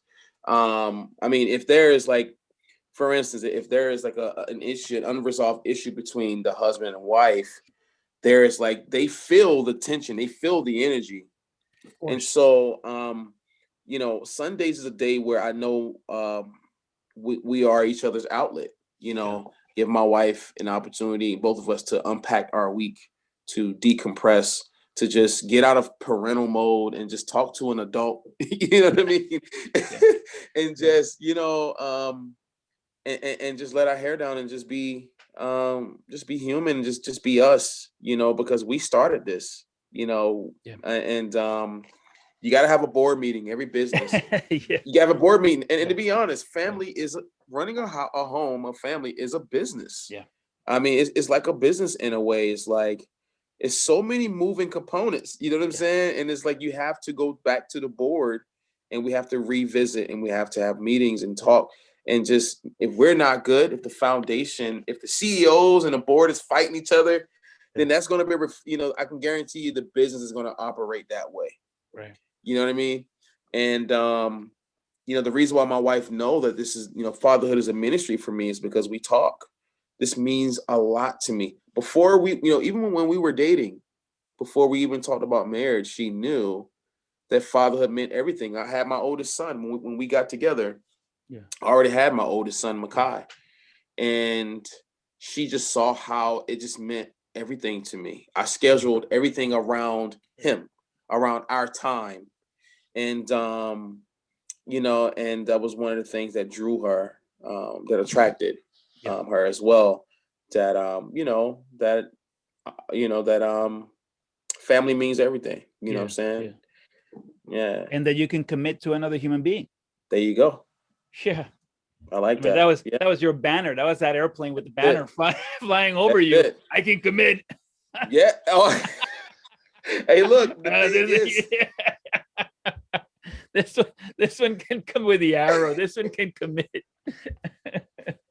Yeah. hilarious. Oh Yeah, man. That's man. that's so true, man. So yeah, man. This has been a really good exchange, man. I Yeah. appreciate it. Yeah, man. It's been a lot of fun. It sounds to me like you and I can go on forever. For real, man. It's just been great, man. Like, It's really dope. And where you located? You say are you in Florida? No, no, no. I live in You in Jersey? Bergen County. Where's that? In Bergen, where are you? You're not. Charlotte. You. Oh, I'm in I Charlotte. I thought you were from Jersey. No, No, no, no. Yeah. I lived in Philly for a while, and I live, Jersey's nowhere from Philly, but no, I'm in Charlotte, man. Oh, that's hilarious. No, I North Jersey. That's where I live. I'm North like, Jersey. yeah, yeah. I'm like 10 minutes from the North Washington Bridge. Oh, okay. Nice, Yeah, man. That's cool. that's so funny. That's I assume that because you're family with Jerome that Yeah. you also lived Well, in. Jerome has family, man. He has family everywhere. Oh, okay. He got family everywhere, man. Yeah. So his first cousin by blood married my aunt, Oh, and Jerome had just been a mentor to me, for years. yeah, Since I was a teenager, he just kind of mentored me, yeah. and I would go up there, stay with him. Okay. That's when he was living in the Bronx. I think he was staying in the Bronx Yeah, at that time, and he just mentored. He's like a mentor to me. yeah, yeah. Yeah, He's such a great guy. good dude, man. Yeah. And I've learned so much from him, just his temperament and how. Oh Because, like yeah. I said, I'm a passionate one, and I see how because we've even done business together, and in business meetings, he's just so calm and Yeah. collected and well thought out, and I'm more like, no, I'm not doing that. No. you know, so he's like, so when we would debrief, and he'd be like, hey man, you gotta cool it, man. So That's I've learned funny. so much, man. And when with him being on a part of that father Yeah. group, I'm like, man, I gotta do it too. Yeah, You yeah, know, yeah. yeah, Yeah. Yeah, that's an awesome webinar. I really hope that a lot more people join. I'm gonna throw the link at the bottom yeah. of the video Please, a man. few times of This this this one. this this should be viral. I mean, so many things go viral. I mean, you think about it, man. Some of the most frivolous things go viral, but this needs to be viral, man. I people it's tough. It's tough for people, for a lot of men to, I've had plenty of people, men, fathers turn me down. They're like, no, it's too personal. I don't want to talk about it. And I'm all right. Well, Wow. it's and yeah, I mean, I certainly don't think that you've said anything that is, that is going to get you in trouble in any way. The opposite, I think. But Yeah. Nah, yeah, man. This is the thing, man. Even if somebody were to get offended by by anything, I'm just being honest with you. Is like, yeah, I mean, this is the only way I'm going to heal. This is the only yeah, way I'm going. yeah, Just like a snake. A snake has to shed his old skin to get a new skin. yeah, And that's how I look at it, man. It's like I have to shed these things. We have to shed these things, and just so we could, you know, go to the next level and overcome. I mean, that's the most to me. That's the most important thing is overcoming. yeah, Those hurdles that we yeah, all are sitting there looking at, but no one. You don't want to. yeah. You don't want to You, get over that. you, You just want to look at that. Oh, okay. yeah, yeah, yeah. You don't want to be also. You also don't want to be the guy who says it first. Then Right. everyone, and, it's like everyone's gonna look at you and be like, "What? No, Right. no." I mean, We're all like going through it. that's it, man. And my sons, man, my oldest son used to be so insecure in himself, and he told me like, Dad, I really love how confident you are, Mm, and how when you go into a place that you're just so confident, and it's like, man, you know what? I realize that everybody's broken. yeah, One day I woke up, I'm like, man, everybody is something about somebody, everybody is broken. And when you realize that everybody's walking around with a thorn, you know, be yourself, man, yeah, because we're all dealing with something. We all are carrying around a thorn. yeah, And, yeah, you know, yeah. yeah, that was my That's a little, that's a great thing. I was just today having a conversation with someone about this idea that if more of us could walk around with even just like I don't know, a slight increase in our empathy towards the Whew. people, towards, right, just towards the people that we come in contact with, including the guy who cuts us off, including every, you know, like, I'm in sorry, it's fact. hard to have empathy for that guy. I'm sorry. I'm Yeah. sorry. I was with you until you mentioned that guy that cut us. But he or she are the ones that need it most. That's true. I mean, anyone who is acting, Right. if it's, someone in their 30s or 40s or 50s who's acting like a child, Right. oh my God, they're the ones you have to have the most empathy for.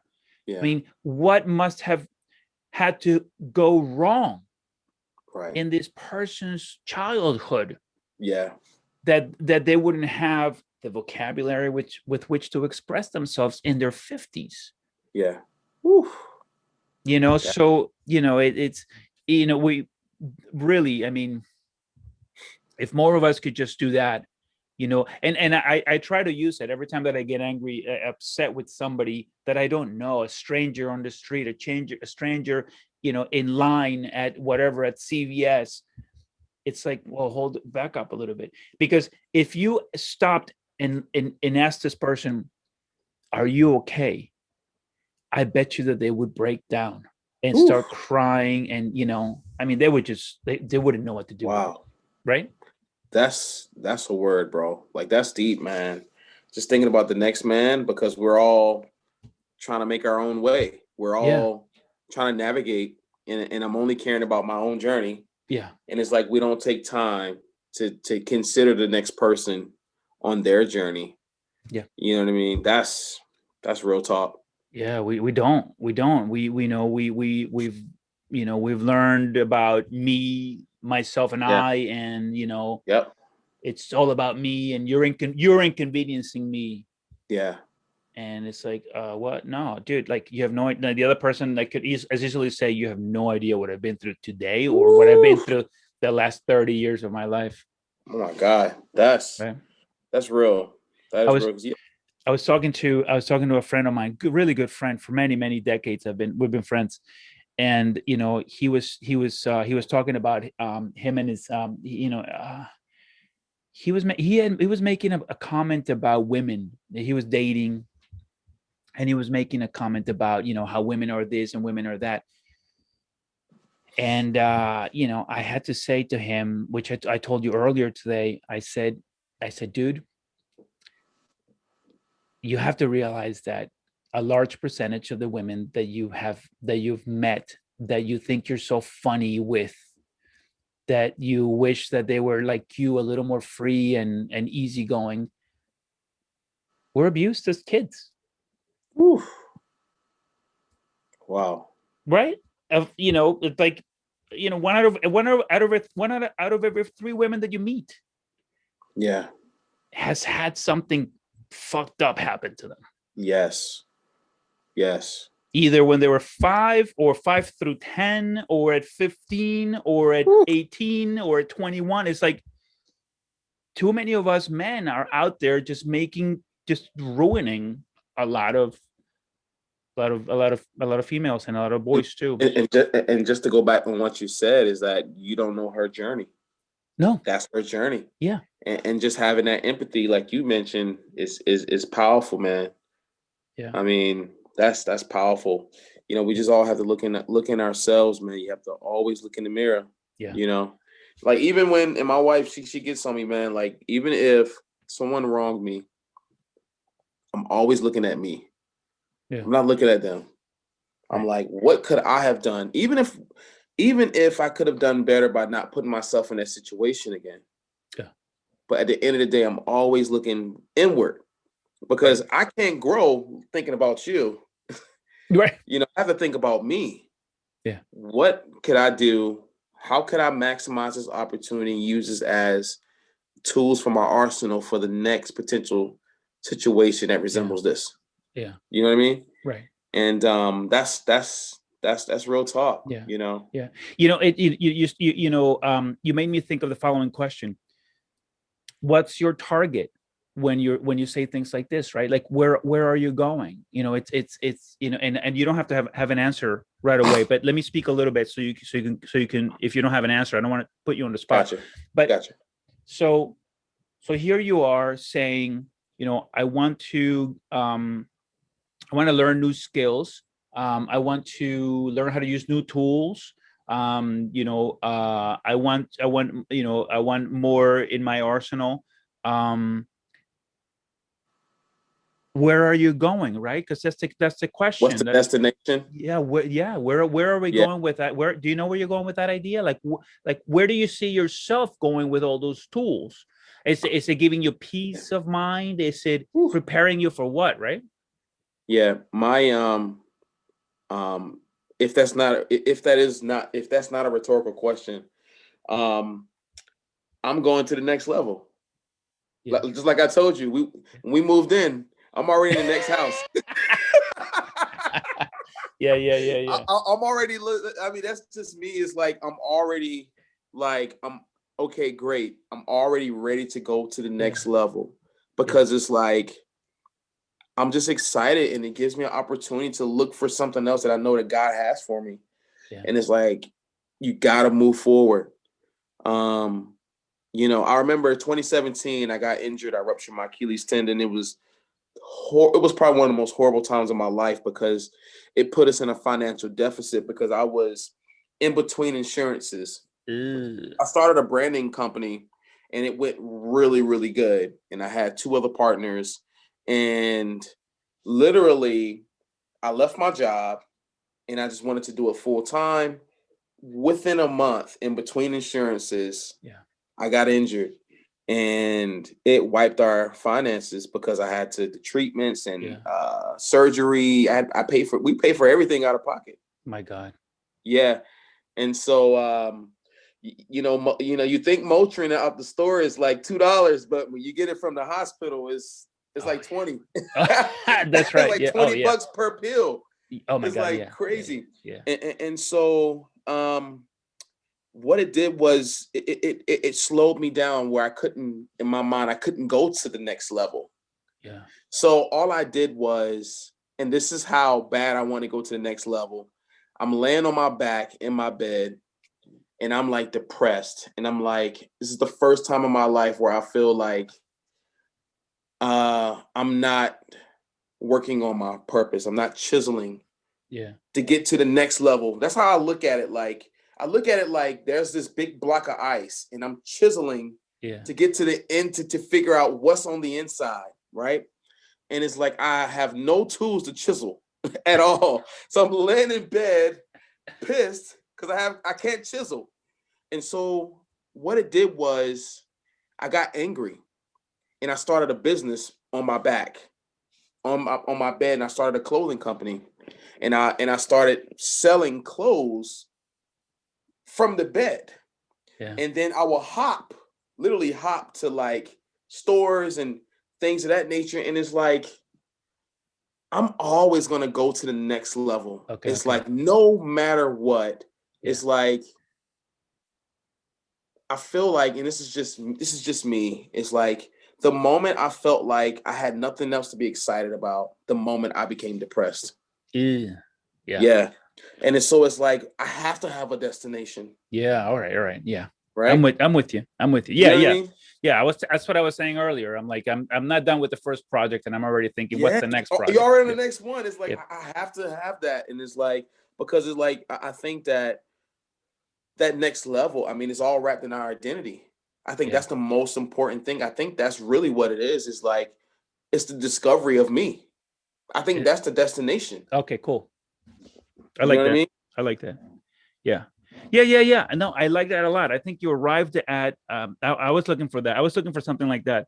At the discovery of me, right? Right. Yeah. Yeah. Yeah. Who am I? Yeah. You're right. I do spend a lot of time trying to figure out who am I, right? Because if you have some idea of who you are, it feels like it would be easier to move faster, further, right? Because you know who Even you are. better, even more refined. Yeah. You know what I Yeah. mean? Yeah. Like my thing is just I just want to be better.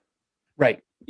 I know for the most part, I mean, what my afflictions are, what are the things that I struggle with, the things that keep me um just working on the things that I know that I'm not so good at. Like, um, I mean, we've already talked about it. No need for me to spill the beans again.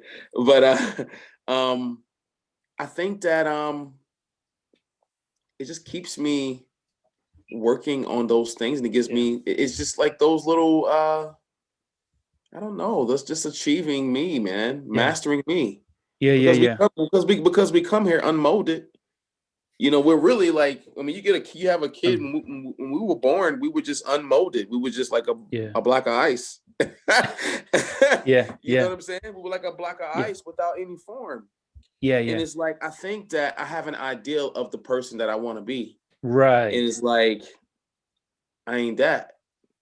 And Yeah. so I keep chiseling, Yeah, you know? you made me you make me think of something that I've started to struggle with recently. Um, what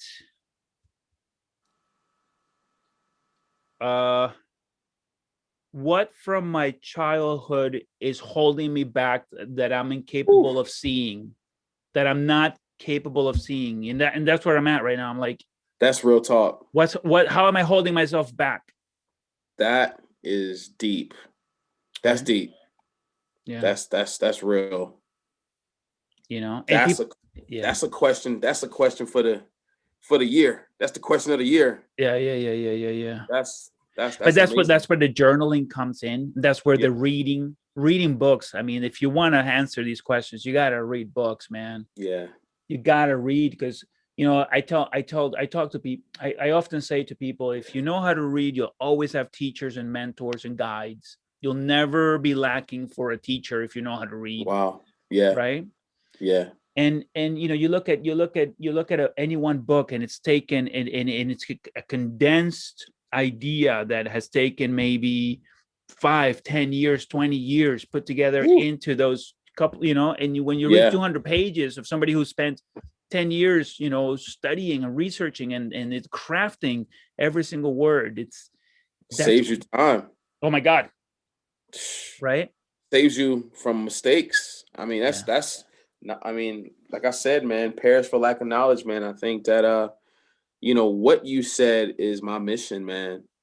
yeah, I mean, I know the things that, and this is just me, the things that I've discovered about myself are the things that have ruined good opportunities for me. The things that made me reluctant to experience good things, mm, to experience things that may, you know what I mean?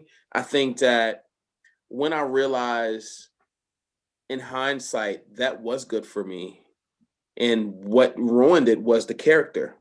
And like I tell yeah, my son, like, you can have all the education in the world, but at the same time, it's the character. You can have all the yeah, talent, you right, know, all the brilliance in the world, but if your character is, yeah. you know, piss poor, I mean, you're not going to be in that room very long.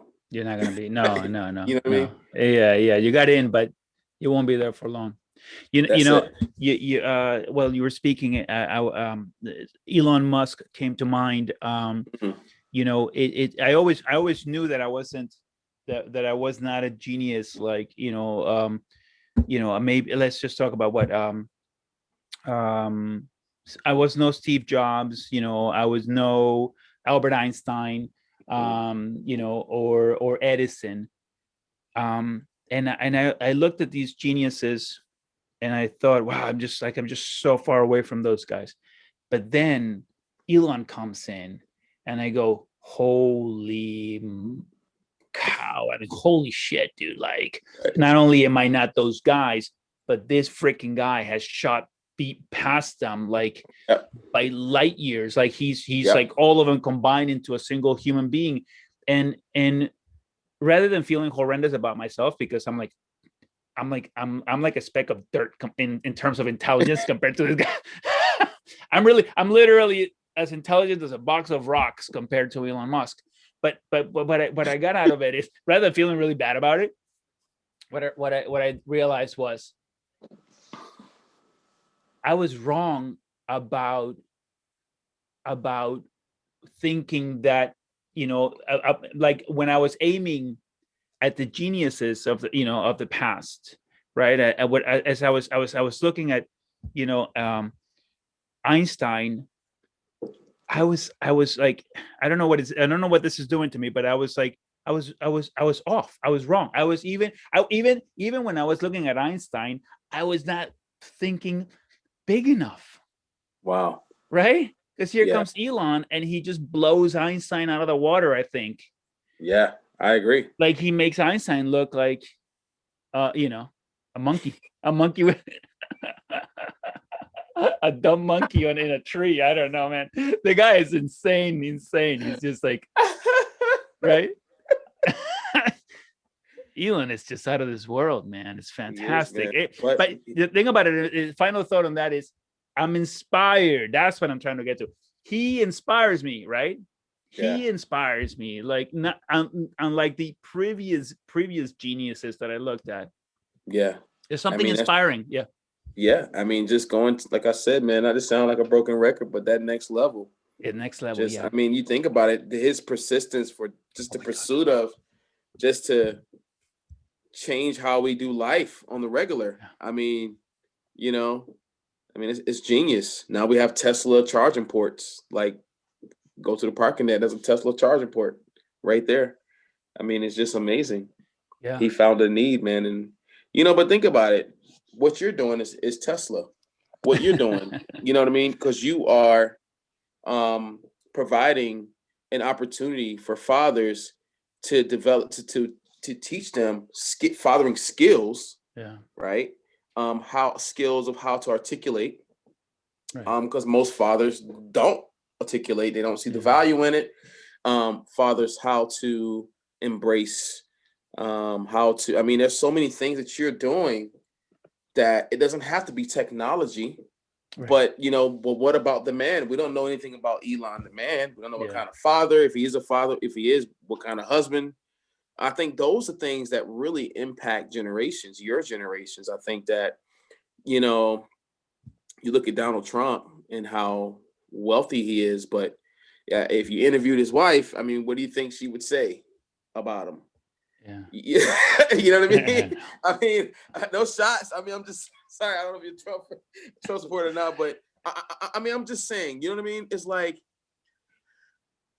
the you are a box of rocks in comparing.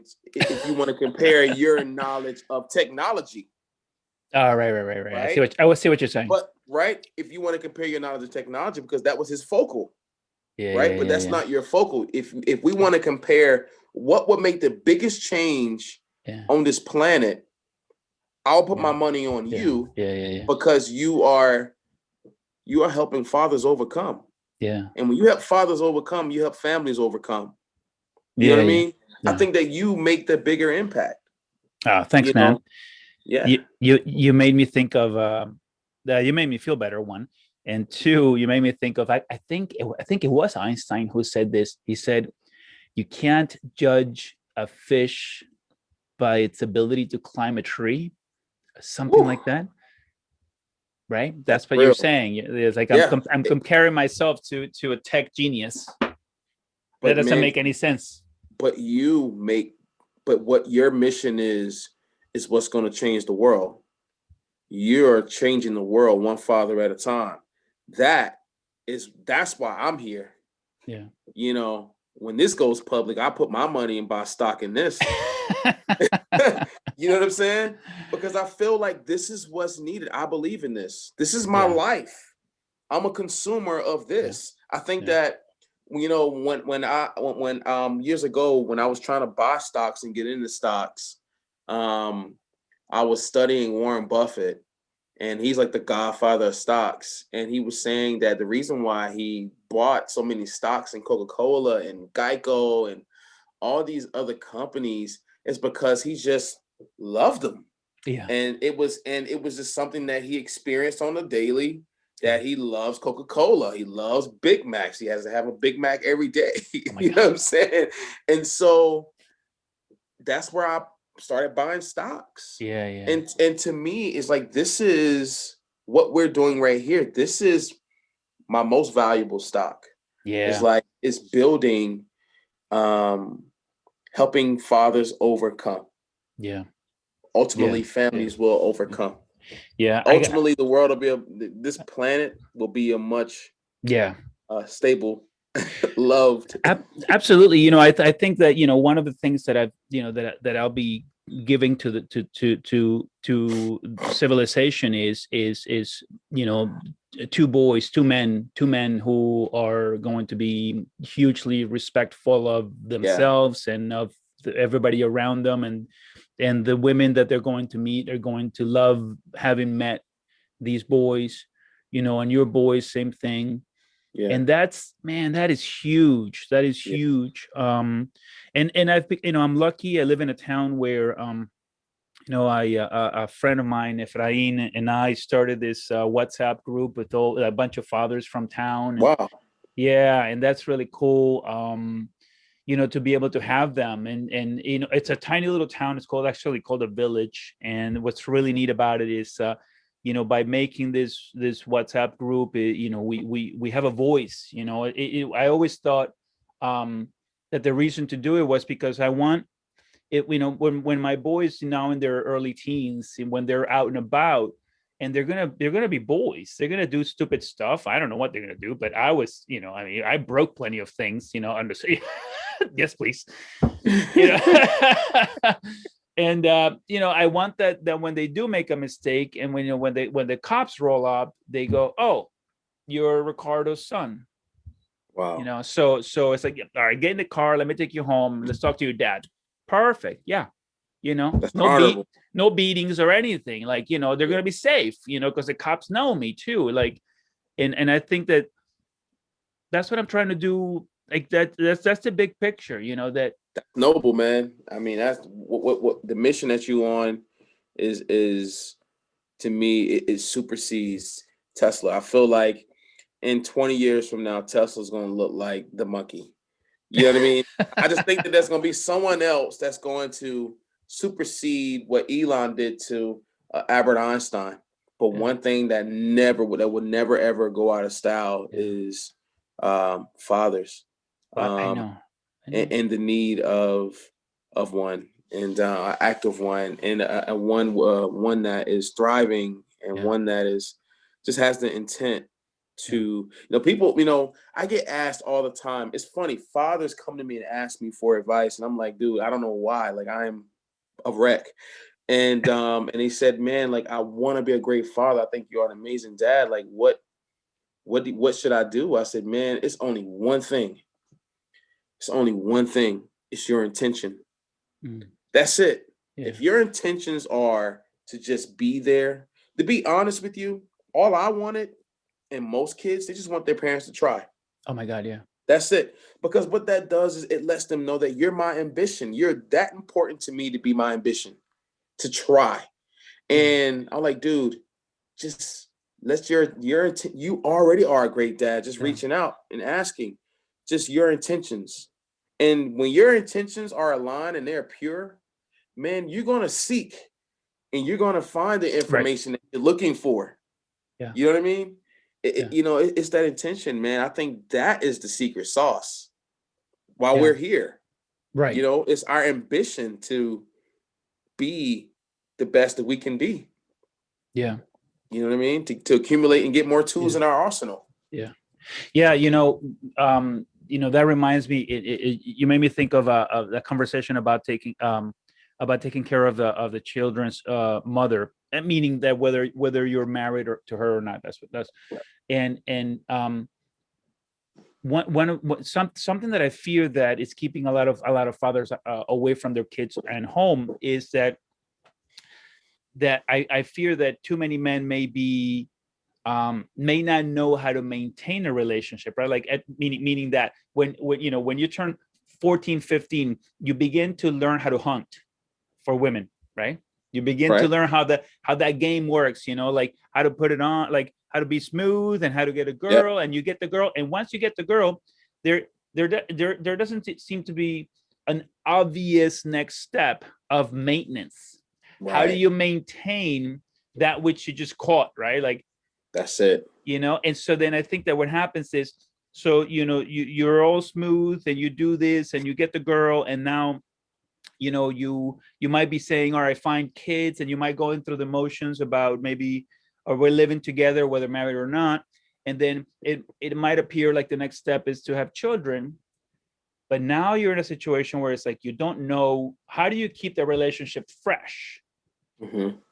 right? Because I think about sex very, very often. I know that most people don't talk about sex, and I try to sneak in a little bit about sex into a lot of these conversations, because I think it's so important that you have a game plan for after you catch your girl, Right. after you get that girl that you want. You have, what's the game plan? How do you keep your sexual desires, right, alive?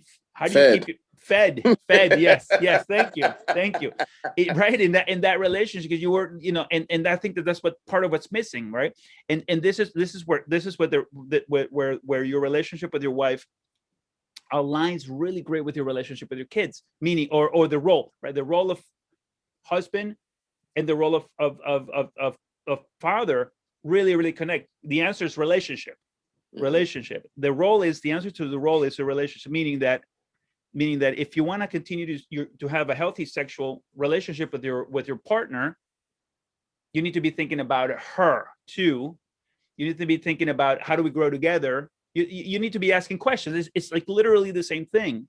If you want to have a healthy relationship with your children, you got to have these conversations. So it's the way to move forward for any man who's out there thinking, I'm no longer having sex with my wife, I got to go out of the relationship and destroy my children's lives, right? Because that's what you're doing, right?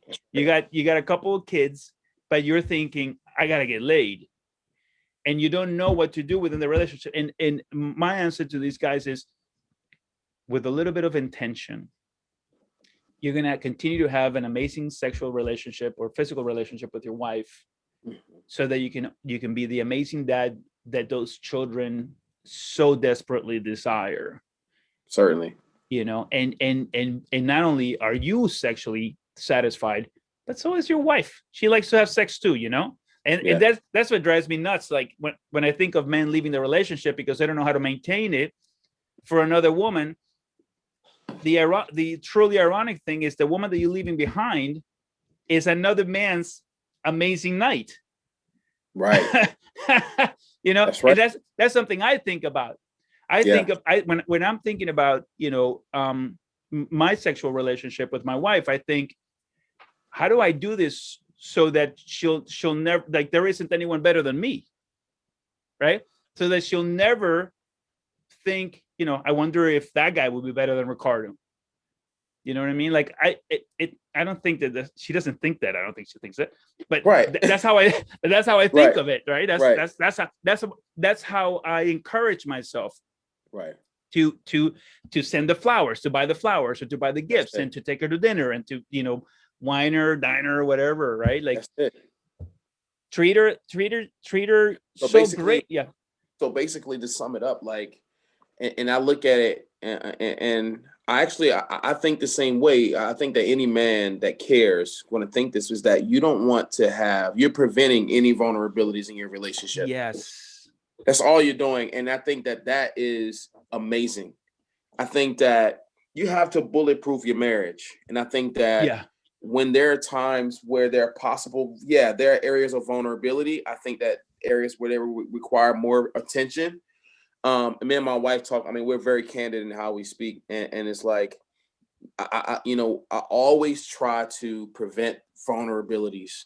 Yeah. I know my wife for the most part. I know, what she likes, stuff like that, what she needs. You know what I mean? She likes to have our dedicated time to just for her to just talk, and I just listen, and just listening, it just solidifies so many things in our relationship. Me just listening, her just getting off her chest and making her feel like what she is saying. And it could be the most frivolous thing, but it's like, you have been denying yourself all week for the children, Yeah. for me, for your Oh yeah. everything else. And it's like, this is your moment where this is about you. Yeah. And I feel like, you know, even on the flip side, there may be women that, I don't think it's just men. I think that, even women, I think that women have to bulletproof your marriage too. I think that there can be vulnerabilities if your man has a drive or has a need that's not been met. I think that, that's I think it's your responsibility, to, you got to give 100, you both have to give 100%, but it's both of you guys' job, in my opinion, to prevent those and protect Yeah. those vulnerable things, those vulnerable areas. Sex is one of them. Yeah. You know what I'm saying? And so yeah, me and my wife, before we got together, before we became an item, we talked about everything. Yeah. We talked about sex, and we talked about drive, we talked about finances, religion, Yeah. everything. And I let her know this is me, and this, Yeah. and we went from there. And I think that we just have to always, sometimes we get so consumed with our goals and our Yeah. responsibilities and our roles that we have to just revisit. You know Yeah. what I'm saying? And have that talk again, because if you don't, if you get too consumed, then those vulnerabilities, they Yeah. show up. Yeah. I love the bulletproofing of the relationship. Yeah, That's awesome. That's such a guy. Every guy yeah, understands that term. And again, I'm gonna go back to, I have to say it again. This idea that, you have your date days scheduled on Sundays. And, yeah. a number of years ago, I remember, I read somewhere about this guy who was, like a big shot CEO or something. A Mhm. guys These guys that work, 100 hours a week, whatever. And he was saying that, that the only way that he could actually spend time with his kids and family is if he blocked off time in his calendar, so that that's when family time. And you don't have to say family time. You could write, conference call, whatever, make it like, so, because other people have access to your calendar. Calendar, right? So that's so important for anybody who feels that they don't have enough time. Put it on the calendar. Yeah, Super simple, super simple. yeah, I've been sharing this idea with for years now. But the things that you want, just put them on the calendar, man. Like, it's like we have, we have date day once a month, yeah, right? And it's in the calendar. And at the end of date day, we're like, okay, let's put the other date day on the calendar. you know yeah, for because because it changes, right? During the month it changes, like there's variations. But so let's, yeah, let's figure out. And that's it. That time is set aside. And our kids know. That's another yeah. thing that we're modeling for them. You got to spend time with each other. That's it. That's it. I mean, like I said, it's a business. You gotta have a board meeting. I mean, it's a business, man. And fathers, we just have to remember what we're working for. Yeah. Like, I know what I'm working for. You know what I mean? And it's like, yes, I'm working for my family. I don't want to lose my family Right. working for my family. Imagine. You know what I mean? And I'm a workaholic, Yeah. and but at the same time, it's like my wife, she's a workaholic too. And that's why one of the reasons why we do work is that she understands that, I didn't put the kids to bed tonight. We didn't, I didn't pray with them. I'm gonna pray with them in the morning. Right. And because at night, I pray with them and, put them to bed and stuff like that. But anyway, but that's the blessing, is that her and I are both workaholics. Like, we Yeah. both work, grind, and but at the same time, family is the centerpiece of it all. You know Yeah. what I mean? And, so yeah, that's real, man. It's You it's got to put so that time aside. you got to put the time aside. Throw it in the calendar, man. Like, I ask people. I mean, I ask families all the time, man. I'm like, when was the last time you spent time with your kids?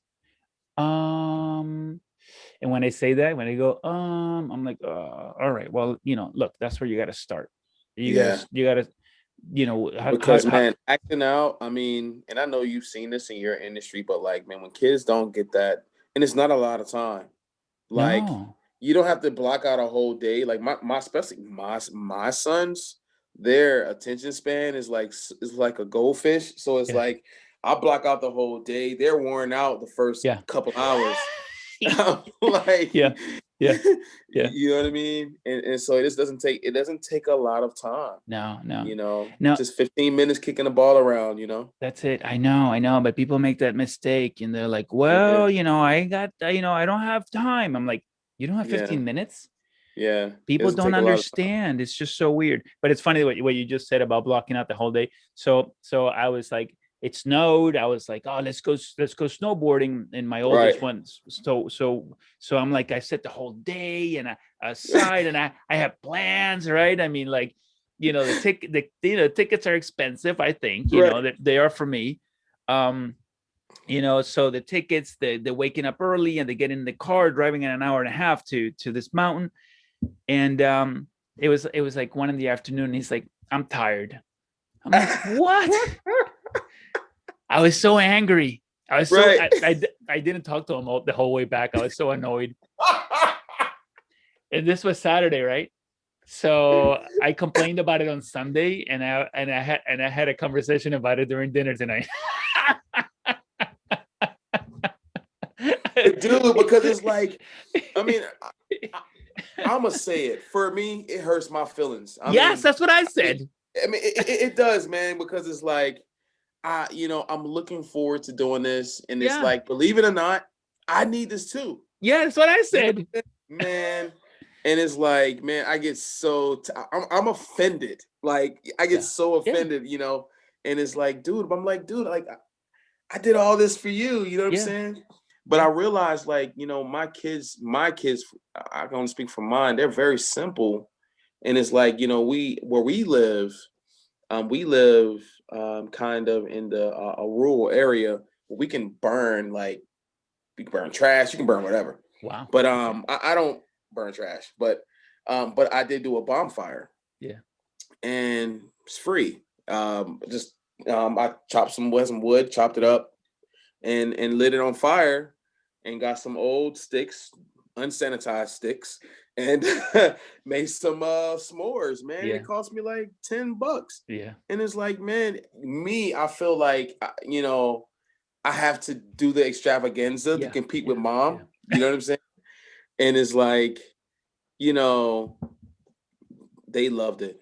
They Yeah. ate until they got sick almost, and that was that. Yeah. You know what I mean? And yeah, like my youngest one, he loves. I have a pickup, an old pickup that I restored, Yeah. and he loves it. All Yeah. he wants to do is just ride in the pickup. Yeah. So the pickup is so old, you can't hook up a car seat in it, right? Or a Right. booster seat. Like, you know what I mean? Like back in the day, I didn't wear a booster Uh, seat. I just yeah. got in the car, right? Yeah. But now, you get locked up for that. So we just ride on our property, just could literally go back and forth for Yeah. like 10 minutes. And it's like, it's the best thing ever. Every now and then I'll sit him in my lap, Yeah. and I'll have him steer the wheel. And it's like Yeah. the Yeah. best thing. That's yeah. Yeah. I know. But Because, dude, yeah. my feelings have gotten hurt so many times. Yeah. Like, I am not walking into another heartache, bro. I'm like, Yeah. nah, I'm good. I'm not spending that much money. Like, Yeah. like, bro, I can relate to you so deep right now. I know Yeah. how you feel. So, yeah. So yeah. Anyway, so I talked about it. I talked about it with my wife, and I said, like, I've been making a big deal. But I told so lesson here is, we during dinner I was like, guys, I just want you to, especially to the older one, I said, I Right. want you to know why I was upset. I was upset because I had this expectation, and clearly the problem here was me. I was the guy with the expectation, and A silent expectation. yeah, and when we go to the beach, we they do know. And so this, and my wife reminded me of this. She said, when we go to the beach, we tell the boys that we're going to go the entire days, because we have to drive an hour or something to get to the beach. Yeah, So the beach trips last all day. all day. So we get there early as soon as the park opens, and then we leave, 6, 7 in the afternoon when the sun is setting, whatever. But this time I didn't say it to this guy because I guess I blew it. I forgot to tell him that I wanted, my expectation was that we're gonna go all day, and he seemed to be on board, and I didn't think I had to say anything. But anyway, but again, modeling, narrating, communicating, you can still get mad. I was annoyed, Right. I didn't act out like a child, but I did give him the silent treatment all the way. You gave him a silent treatment? All the way back. It didn't even matter because he fell asleep, that little bastard. So he took an So it hour was nap. silent anyway. He took an hour nap while I brooded my. And he's happy. He's asleep. He was sleepy. He couldn't care less. He was excited. He was coming home and he's gonna be gaming with his friends. So wait, how long did y'all stay? Not long enough. We got there like at 8:30. We left at 1:30. That's early. I know, and it's so my argument was it took us an hour and a half to get there. So it's 3 hours drive total for like 3 hours of skiing, right? So like 9:30, 10:30, 11:30, 4 hours of skiing. I'm like, that doesn't make any sense. But then prep, like you got to include prep time the day before, getting everything cool. I mean, bro. Yeah. Listen, you sound like me because it's like if we're gonna be there until it closed. We're gonna be there until it closed. Like so where he got me was last year it didn't snow, so his boots got small in the last 2 years. Oh. Yeah, so where he got me was, it's like he's like, Dad, my toes hurt, and I was like, I couldn't argue with that because I 2 years when you go from 12 to 14. That's true. That's a big jump. The big jump. Yeah, that's a big jump. Yeah. Yeah. But yeah, man, it'd be like that, man. Like with those kids, man, they just, just those solid expectations, man. Yeah. You know what I mean? Because it's like you're supposed to know that this is our bonding time. Like we don't get this often. You know what I mean? But they won't forget it still, even the couple hours that you guys were there. Yeah.